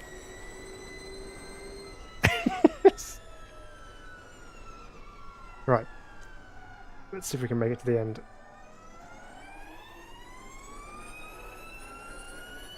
That's now the challenge.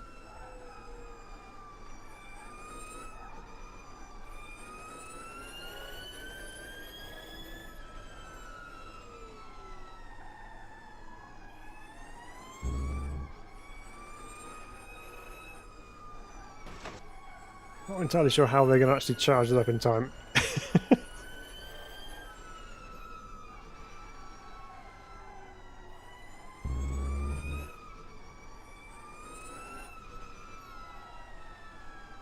Oh no! Luckily it's a 4x4 crossover thing and I can actually run the grass just a little bit.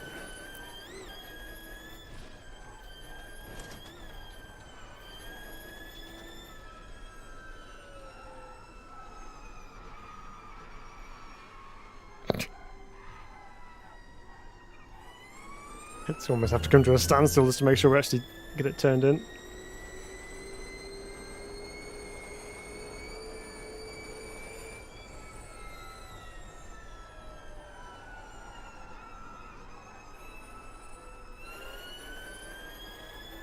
We might be alright actually, I've got 25% left, 24. One more lap to go of course.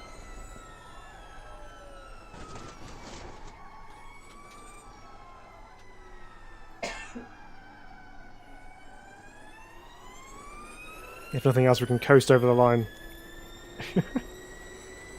Right, just clicked over to 20% just as we start the last lap.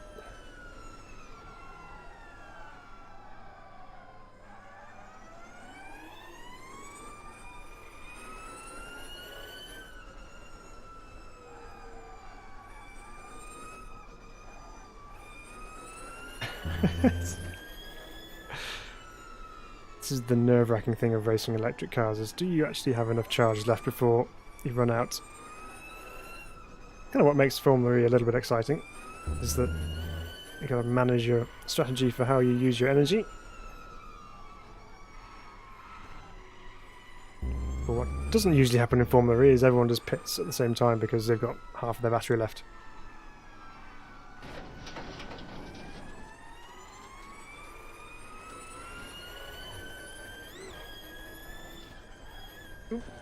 Turned in a bit too early there. Oh, I've got 10% left.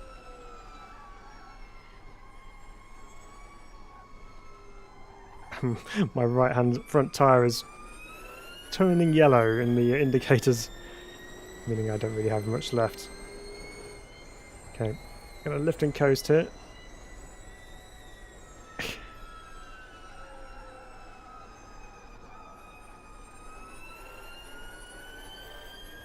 %. It's half throttle, 5%.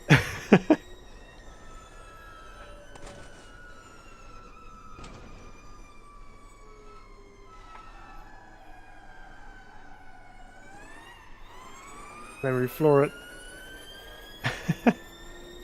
And we made it through, so that's a win from the back. All courtesy of everyone else pitting, but we'll gloss over that. It's still a win.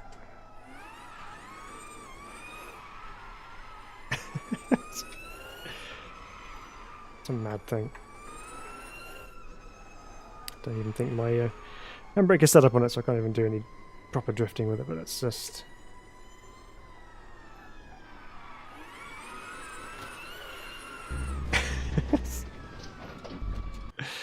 Ah dear. Right. Let's get some noise again, shall we?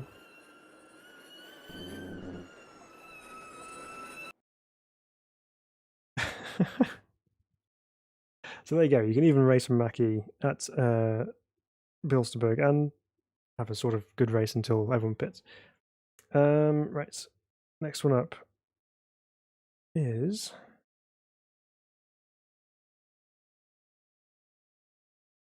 number 45, which is some prototype action now. Have a look. What have we got? P2s. We have the Daytona prototype. These cars have actually just been recently updated with some new physics, so that'll be interesting to see how these drive now. So we have the Daytona prototype, the DMD P21, which is a fictional car, as is the Mistral M531. We have a couple of radicals as well. We have an AER engine SR9 and a Judd engined SR9, which is kind of tickling my fancy a little bit because I do love a Judd engine. Hey Kronos, how are you doing? Good to have you with us. We're going to run with the Judd radical, I think, for this one, and we'll go on the roll center cars, and yeah, we will leave it on rolling start. They seem to behave themselves a bit better into turn 1 on rolling start. So we'll go with that. Okay. P2s then. So significant change in pace, and hopefully they won't all pit halfway through. That'd be nice.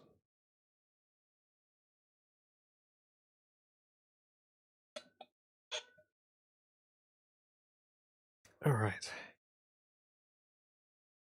Let's go.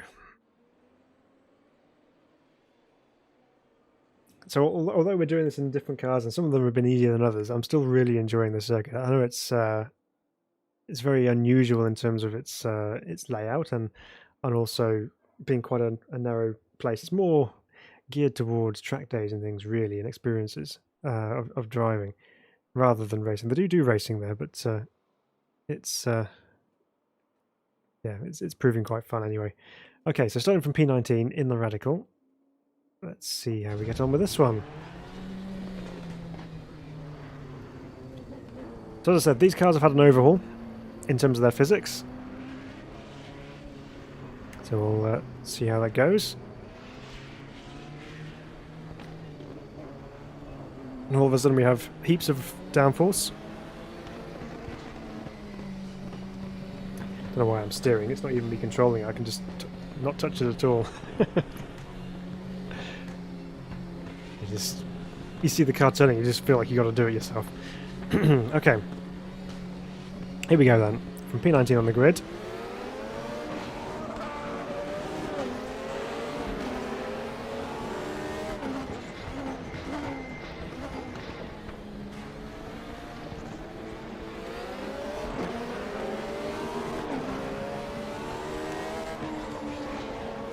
Once again, have to pick up our speed as we go.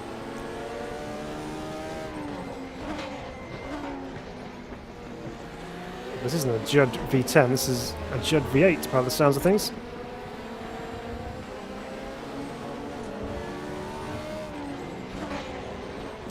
Very popular engine in hill climbing as well.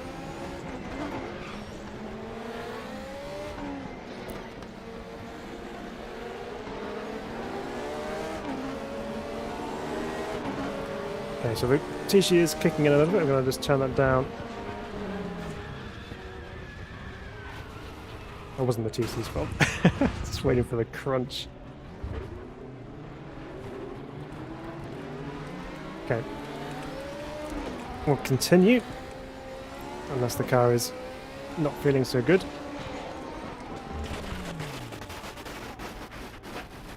Which it probably isn't. Let's try that again. Let's try that again. Well, from the very short period of time driving it, it did feel okay. Just got a little bit excited going over the right hand at the top of the hill and just got away from me a little bit. Never mind.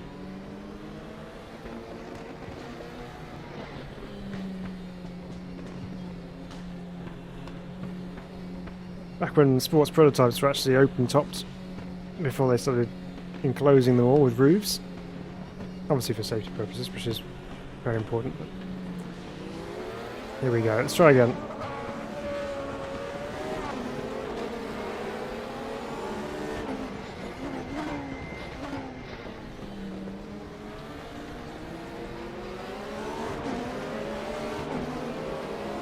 Fairly similar start to last time.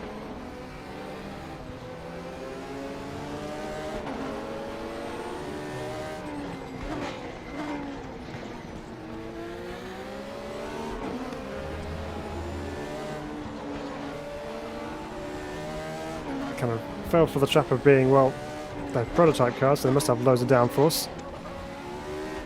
But you still need to be careful of going over crests and things, because they can come unstuck.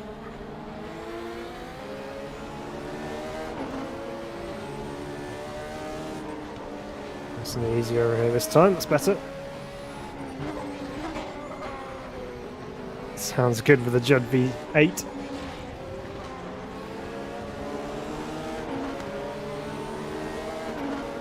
Turn down to traction control 3 this time.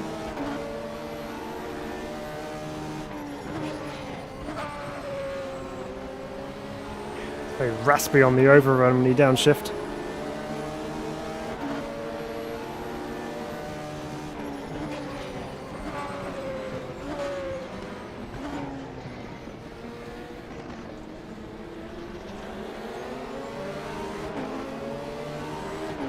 One of the TMDs, I think it is, behind, all over the place, behind us.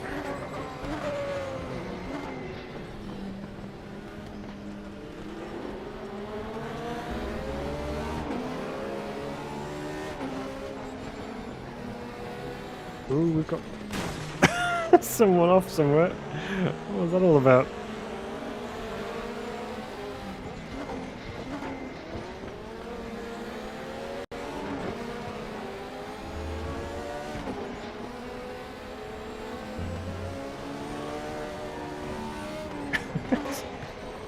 Not used to seeing these cars sliding around everywhere like this.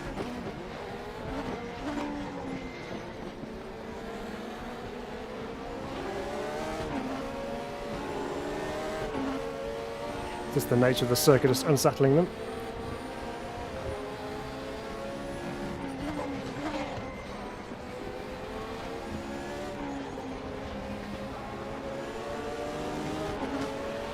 Nice bark kind of a noise from this car. It really does sound good.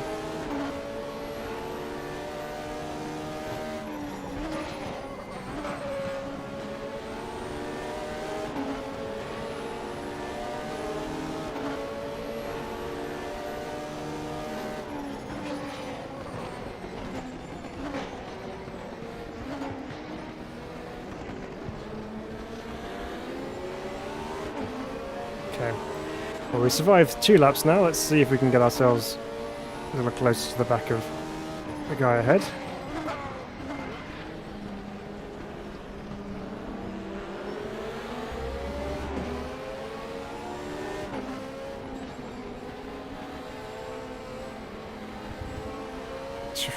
Sliding it all the way through that.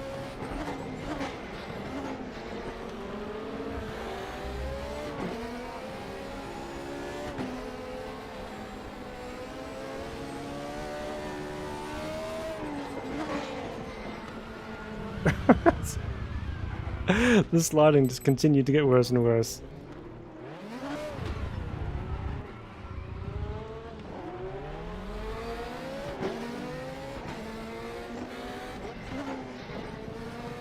Okay, now we're going to have very hot tyres, and that's when things like that happen.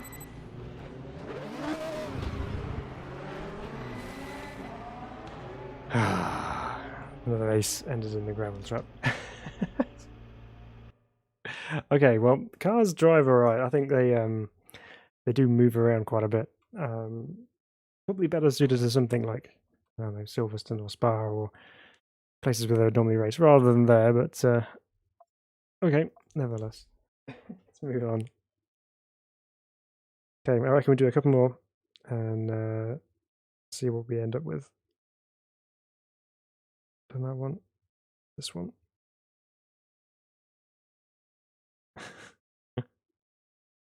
Okay. Well, we've already had 1 electric car, so we may as well just do 2, right? This time, we're in the ID.R. We'll go with the blue one because it looks cool. And we'll do rolling start again. So the ID.R then, this car is very much designed with hill climbing in mind rather than racing. It is not raced in any formula of any kind of formula of endurance racing or multi-class or anything like that. It's simply just a project for VW to showcase their electric drivetrain technology, and they've been using it at Pikes Peak and well, the Nürburgring as well. But that was just a single 1-lap affair. So let's see how it gets on with racing against each other. Marty says, some days you're the dog, some days you're the hydrant. Yeah. I've seen more of the hydrant tonight than I think than normal. Okay. Let's see what happens this time. Hopefully the AI cars don't chicken out when they lose half the battery.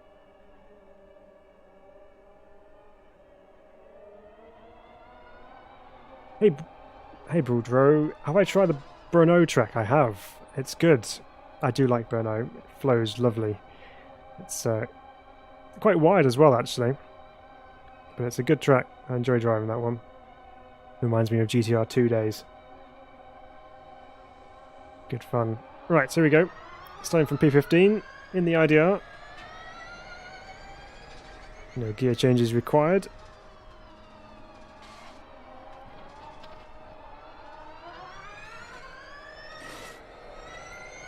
Forceful.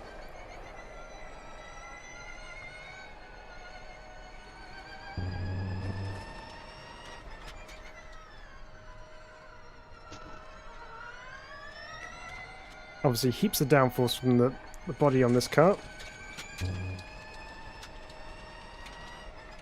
And very, very quick with the electric motors kicking in.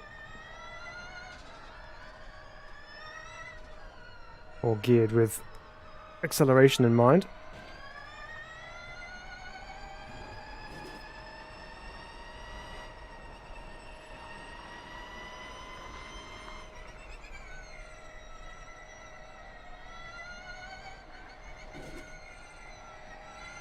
It's very pointy and lots of grip. Okay, this one might be a bit different. We're already down to 83%. I've got a D mode as well. Let's try that.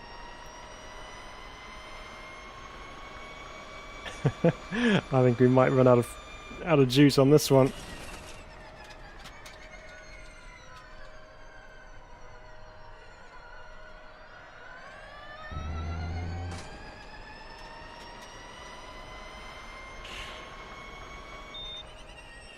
DRS is available, of course. We have DRS in this car.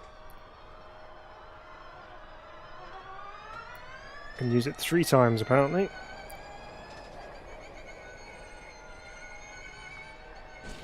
Oh. That's not the kind of drag reduction we were after.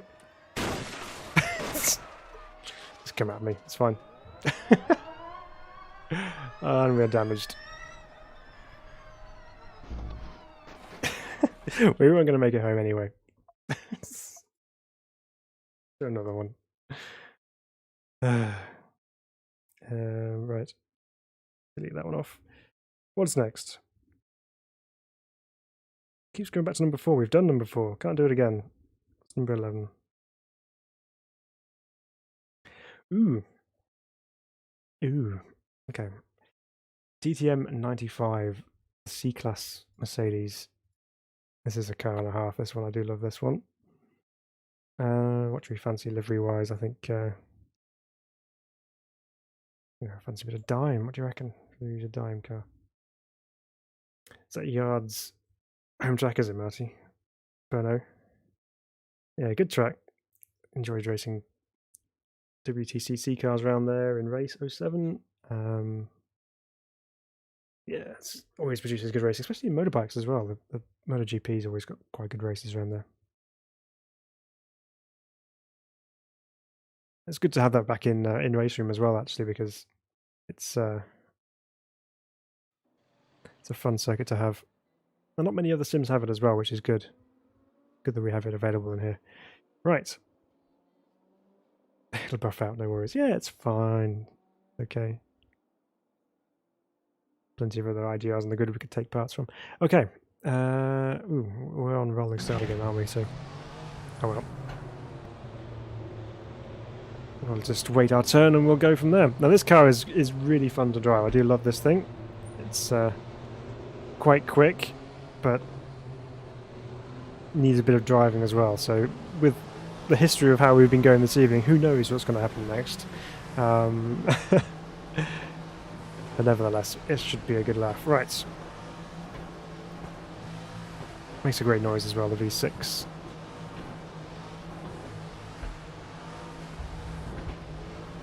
Alright, starting P13. Unlucky.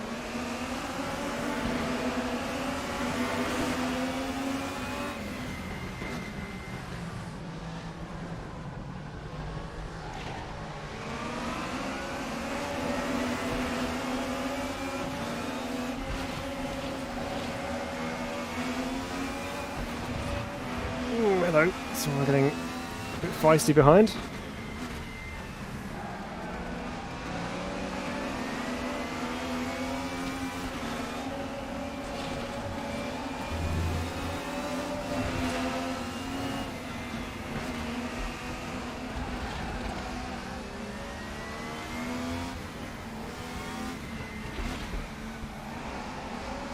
Right. So that thing settled down a little bit.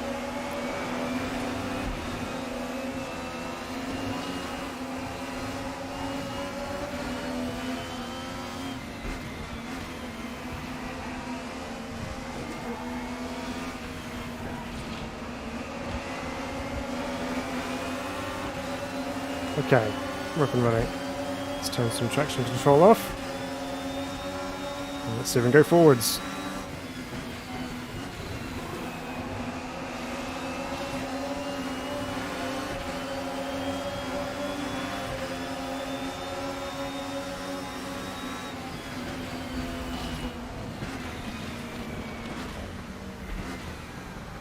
I do wish that in RaceRoom we had some of this car's playmates to race against, so the Calibra or the Alpha or know what else was in that period of time that this car would race against in period. Ooh, sorry.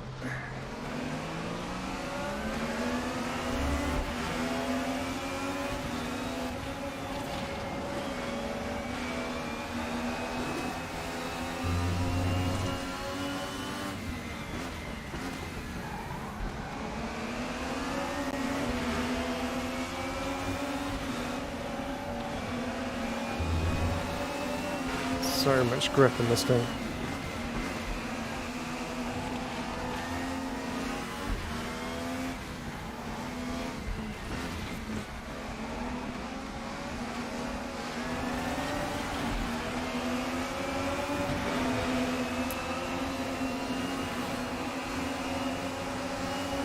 Not quite flat out, just a little bit of a lift over the top of the crest there that time.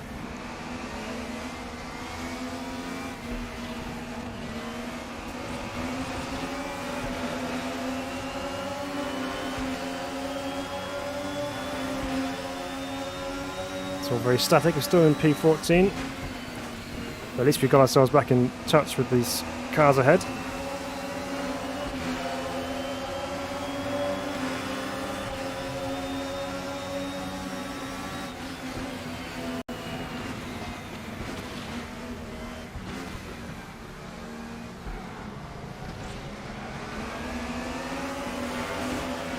Send it, says Gareth. Thanks, Gareth. I'll try my best. Been too many sends going on this evening.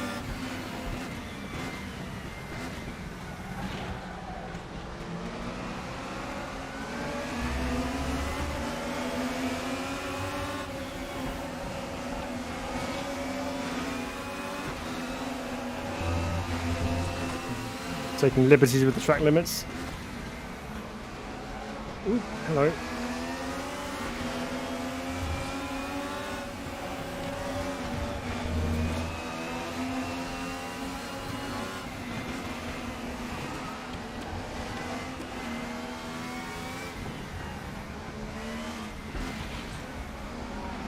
Very much like a rally stage, this section.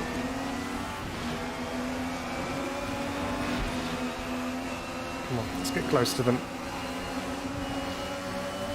Taking off at the top of the hill there.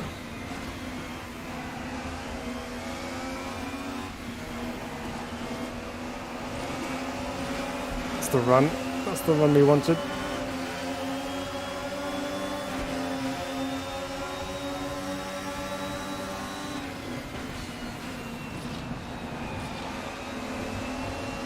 He's having a bit of a defend there as well, which is quite impressive to see from the AI. I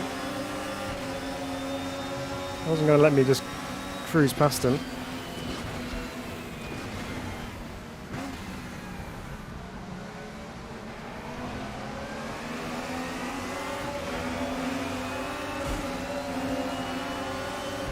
I think I had a bit of a headbutt from behind then.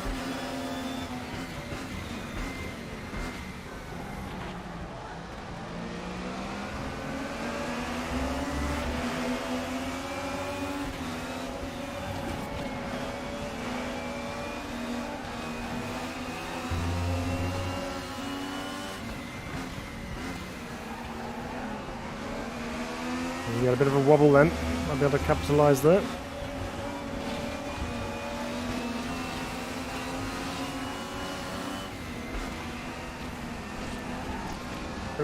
They just take so much speed through there.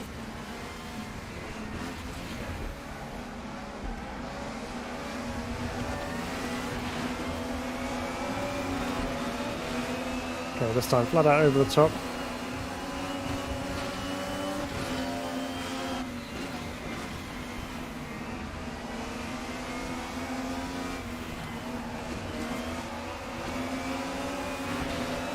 There we go. There's our nice little run against the F1 safety car driver, Bernd Maylander, next to us.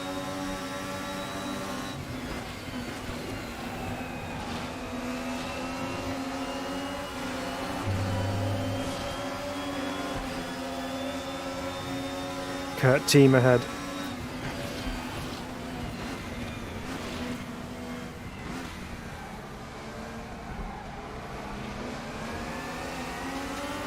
Not ready. About to start our last lap. Been enjoying this one. This one's been really good.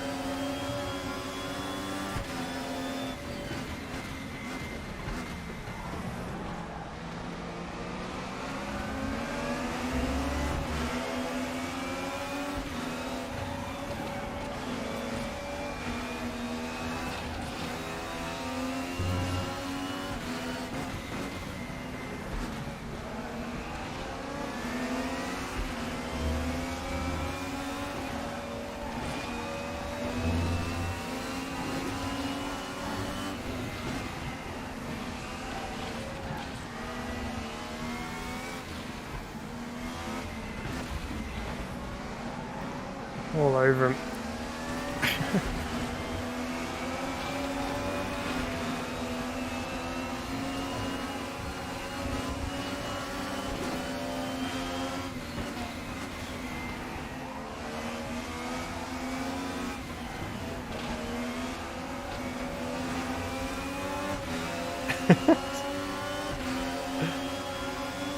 Just had to kind of get out of it a little bit then because I'm going to run into the back of him.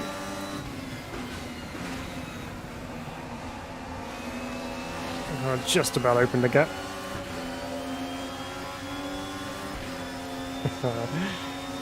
Got him.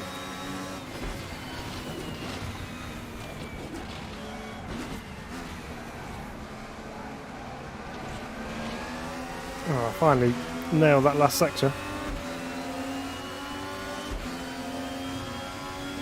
Well, that was a good one. P11 we ended up in that one. That was a fun race. I'll tell you what, guys, if you've not driven this car, I'd very much urge you to go and test it out. It's obviously free to do that in the RaceRoom store. Go test it out on a track. And honestly, you will not regret it if you got hold of this one. If you haven't got it already, add this one to your collection because it is really, really good to drive. It's quick, but it's got enough grip to, you know, make it nice to drive, but also not enough to be completely on rails. And as you can see, you can have fabulous races with them. This track's like a roller coaster, says Christopher Weir. Yeah, it does. It's very much roller coaster-esque. That's why we love it. It's just brilliant. Okay. So, plenty of DTM action on the go this evening. Let's see. That was 95, wasn't it? So let's drop that one off. Go back to our random number generator and see what's next.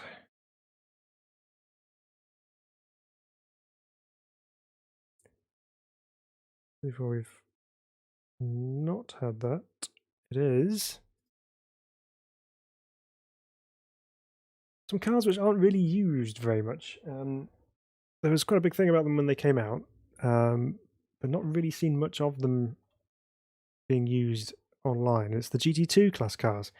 So we have the Audi R8 or the Porsche 911 GT2 RS.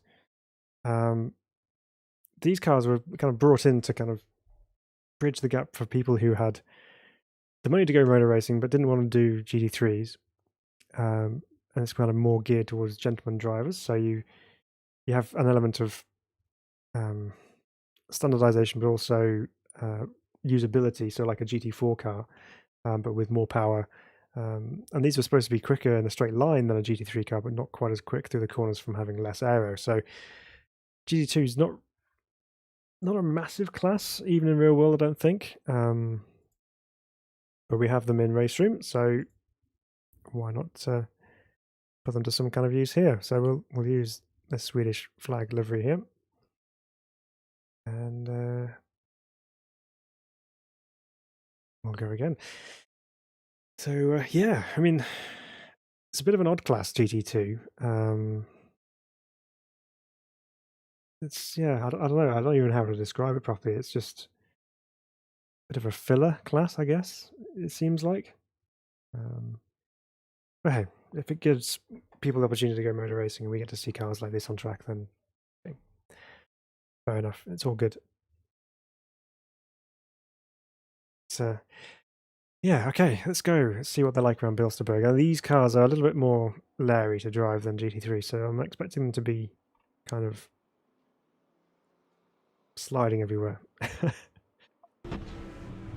Okay. Got a futuristic design on the R8.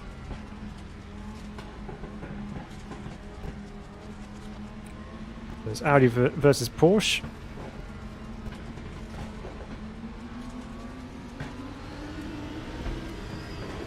Let's put us back down on the grid at P22 again, so we have some overtaking to do.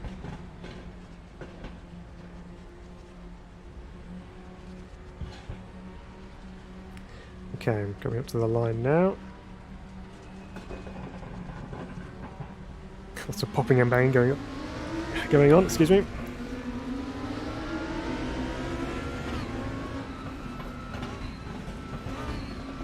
Away we go. The nose chopped off by the Porsche.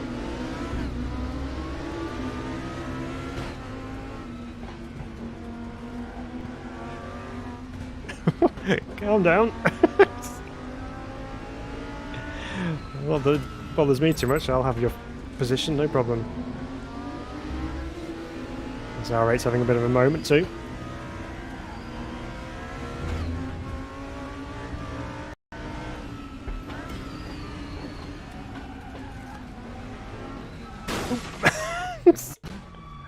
What's going on? Sort yourselves out.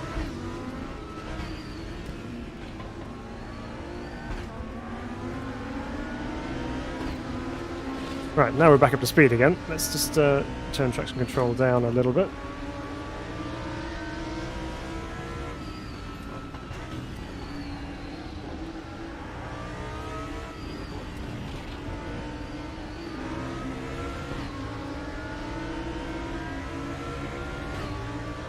Okay. Somehow we found ourselves in P16.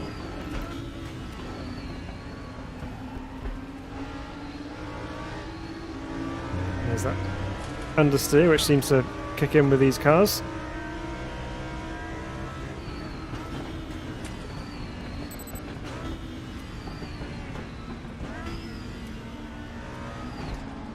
Second gear's probably a little bit too low for that last corner. I have to leave it in third.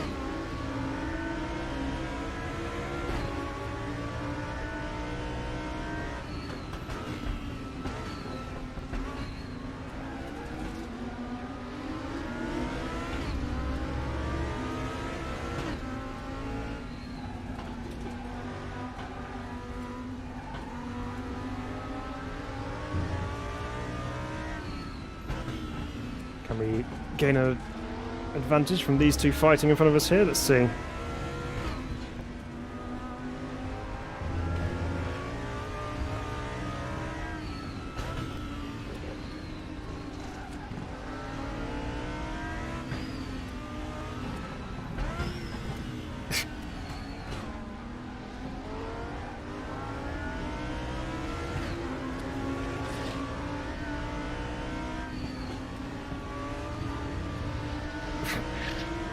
Again, sliding over the top of the hill.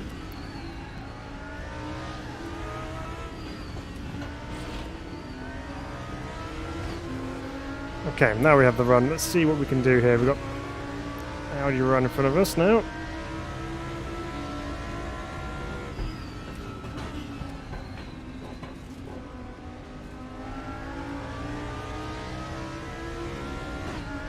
So, Christopher, you reckon the the guys have got these cars quite right?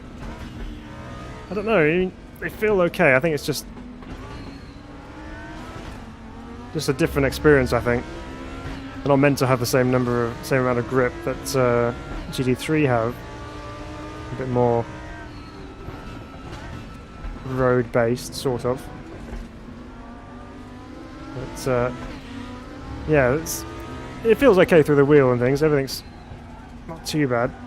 It's just there's a lot of understeer, a lot of push, which could probably be dialed out if I delved into the setup some more.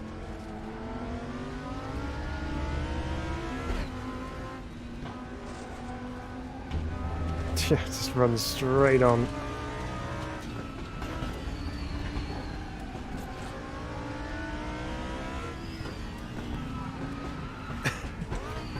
That's what happens when you get on the brakes, when you're not supposed to be on the brakes. It's turning into bumper cars all of a sudden.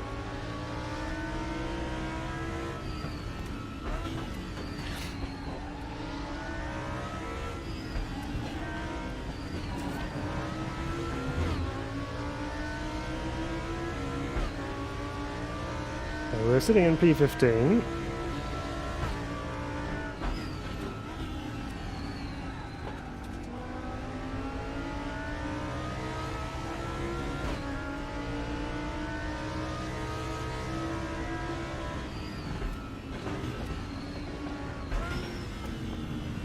In third this time.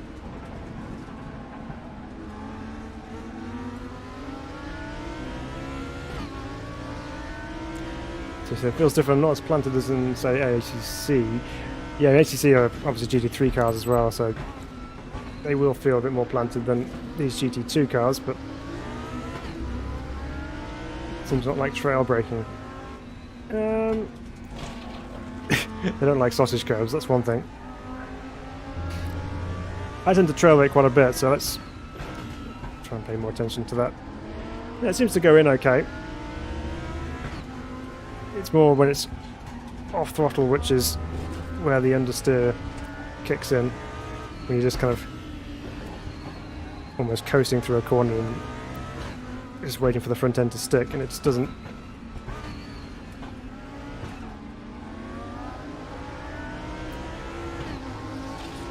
It's on throttle, there's plenty of grip coming out of the corner. Same when you're trail braking into it, but just when it's coasting at higher speed corners. This Porsche's so big I just can't see where I'm going with that.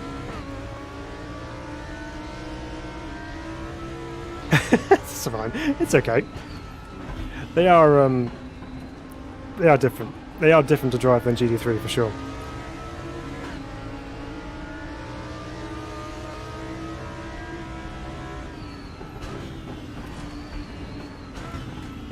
Definitely don't have as much understeer as the 911 GT3 Cup cars have.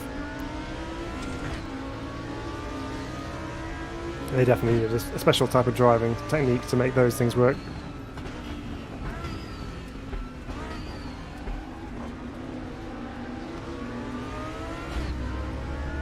It's casually around the outside, you know, as you do.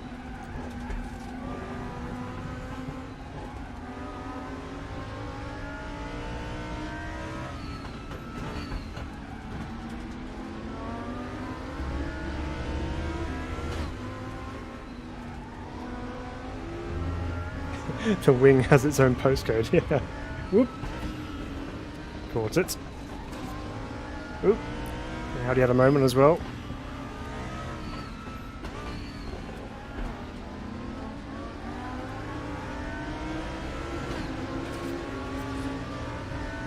There's a big old wing on that Porsche, isn't it?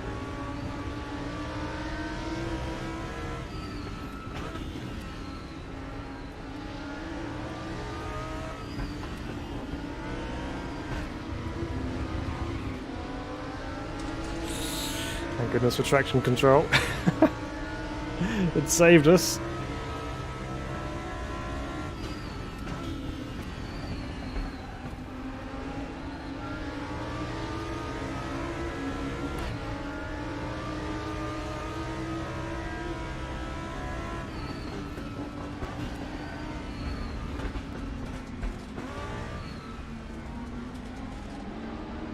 First time we made a move, sort of stick at the last corner, but no, got back past us again. Oops. Gained a couple of positions purely by not braking before the start-finish line. That wasn't too bad, I suppose. I mean, it was quite a reasonable race. We had a bit of a pile up at the start, but other than that, went okay. Went okay. First proper drive with that GT2 in a race situation. It's yeah, very different. Okay. Let's see. What else can we do?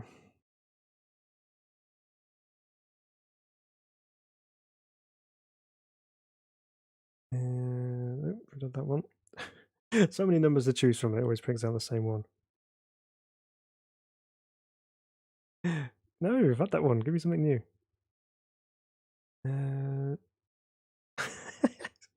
It's literally picking all the same ones now. This one. I think we do enough DTM. Let's try something else. Come on. Okay. Number generators out the window. Let's do something of our own accord here. We've put the M1 Procar on as the thumbnail, so I think it's only right that we should drive it just so you guys can see it on track. So we'll do the M1. What livery should we go?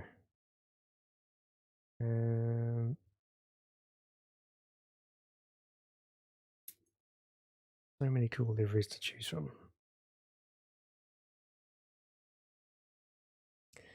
Well, I think we're going to go with the BASF livery because that's cool. Right, we'll do a standing start again for this one. Okay,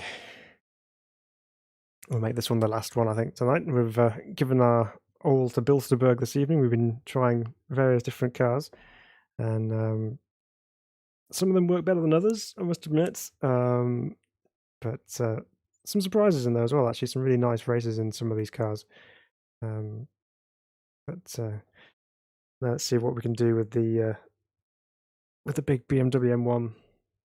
Very much a fan favorite with most sim racers. I think if you ask them what kind of car is one that they really enjoy driving, they'd probably come back to you and say the M1 Procar is one of those cars, which, yeah, it is great to drive in whatever sim it is that you race in where that appears. So I think you need to put some steering lock on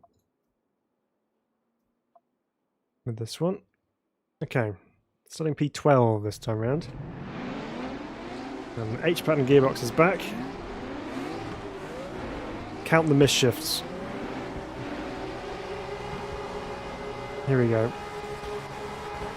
The beautiful song of a 6-cylinder BMW engine. Wow, what a start that was.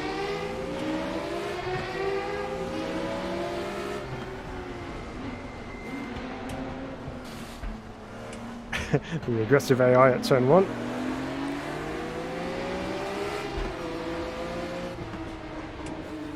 Now, this isn't a prototype, this isn't a DTM car or a GT car as such. This is requiring a little bit more driving.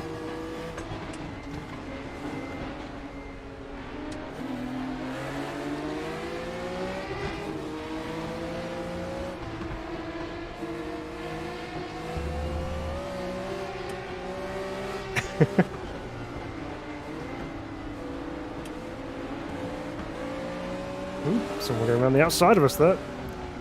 Keep on the inside, I think.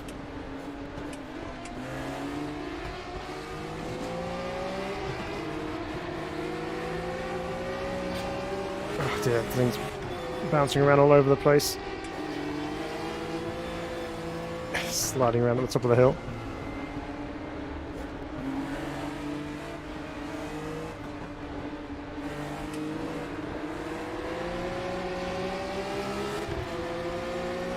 Oh, now I can finally open the taps and just listen to it.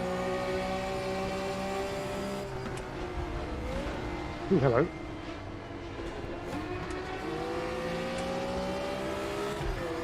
I was not expecting to make a move into there this evening.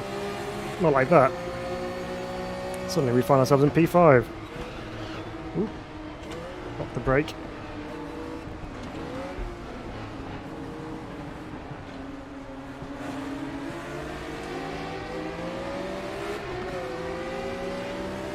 Again, another example of same AI setting, not quite as quick.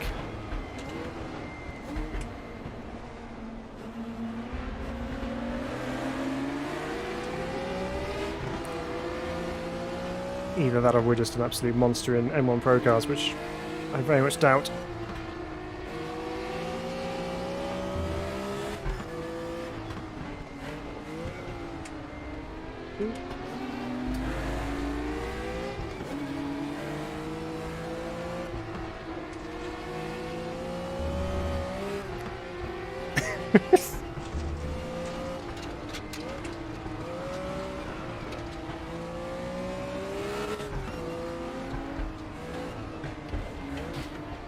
There's one.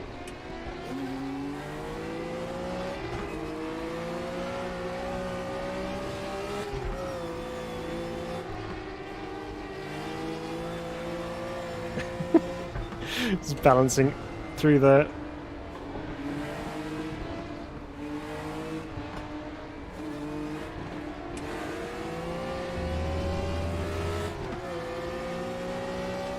Somehow running P4 after all of this. It's going okay so far.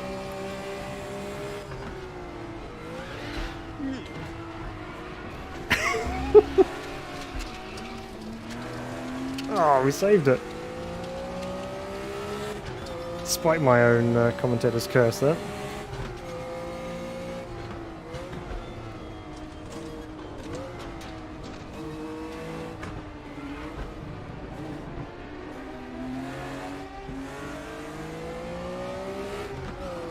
Okay, let's go get them. Sure we can catch them back up again.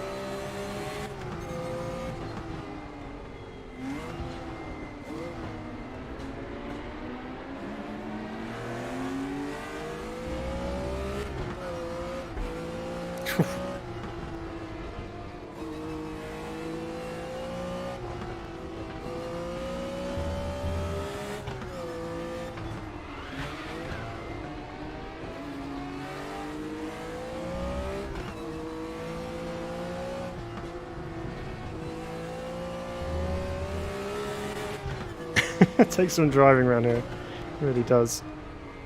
Oh no.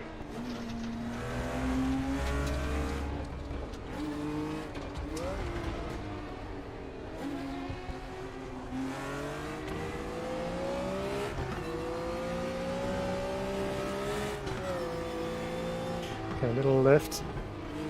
Back on the power. Catch the slide.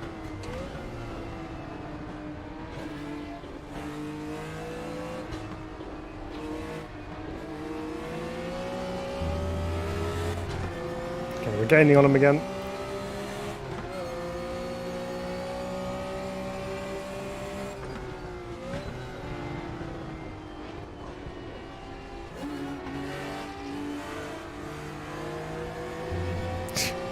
It's desperately trying to put the power down there. This is what wasn't really happening. It's going too quickly if you're then just pushing onwards.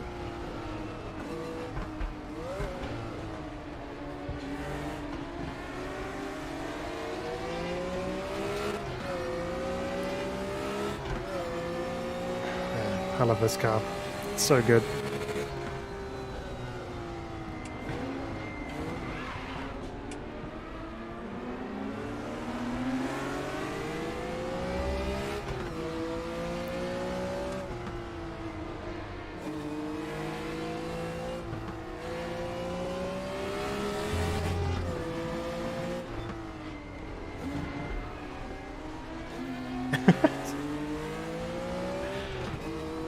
Bit of a Nelson Piquet move up the inside there.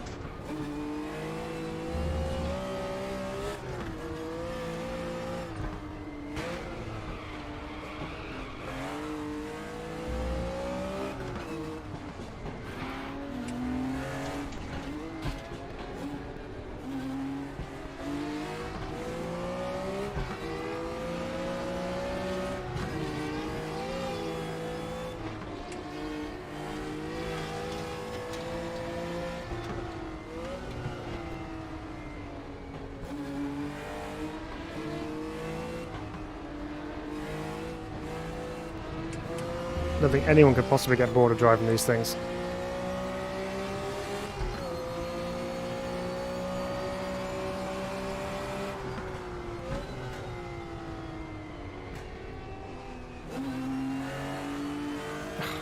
It's the noise as the throttle kicks back in again. Incredible. That's a podium. Now we just need to keep it on track. Famous last words as usual.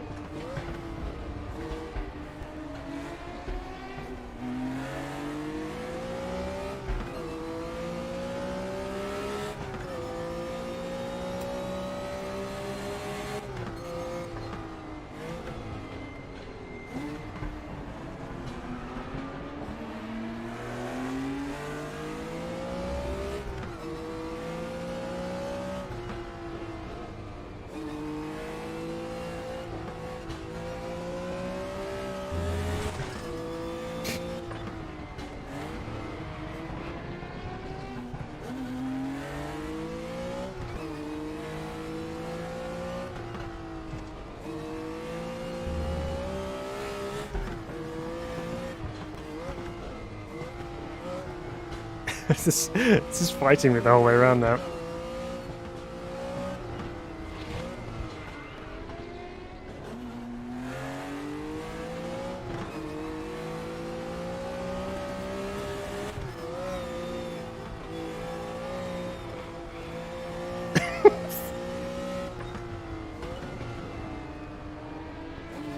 somehow I'm keeping this going in the right direction. I don't know how.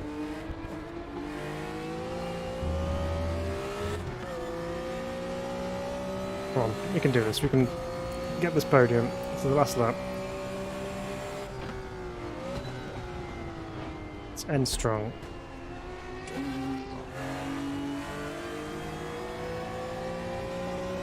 Very cautious through that.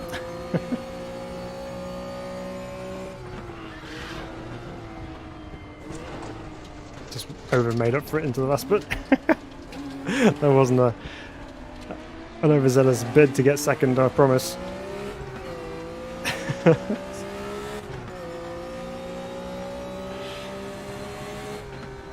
There we go.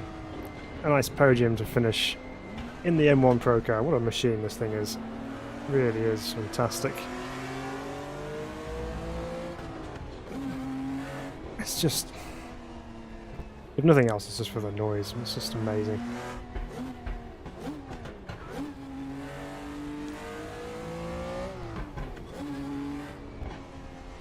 You could just listen to it all day.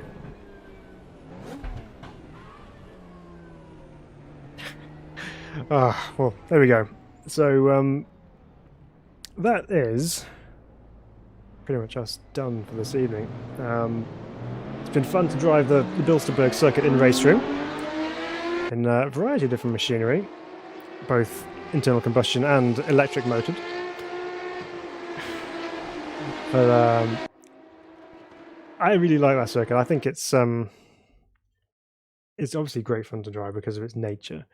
The whole thing this evening was just to see how well it raced, because I think having a circuit which you can lap on your own and just do time trials on and things is, it's great. But if it's got the opportunity to be able to race as well, that's what we wanted to find out. So you can race there quite nicely. It needs to be the right car though, because there are some cars that just won't work very well with it at all. And I'm sure there are plenty more in RaceRoom as well, which we haven't used tonight. Excuse me. Be more than in RaceRoom that we haven't used, which will also race very nicely around there as well. But anyway, hope you enjoyed that. Again, something we tend to do on the channel is something very different. We don't tend to stick with the norm as such. So yeah, hopefully you enjoyed that. If you did, please hit the like button and help get the video viewed, because I'm sure there's some people out there who may enjoy seeing something like that. And again, thank you everybody for your support and for your chat messages. It's been great to see you guys, and we'll be back very, very soon with some more video content, so keep your eyes peeled. But until we do, we'll see you very, very soon, and have a great rest of your weekend, and we'll see you next time. So bye-bye from me, and we'll see you again.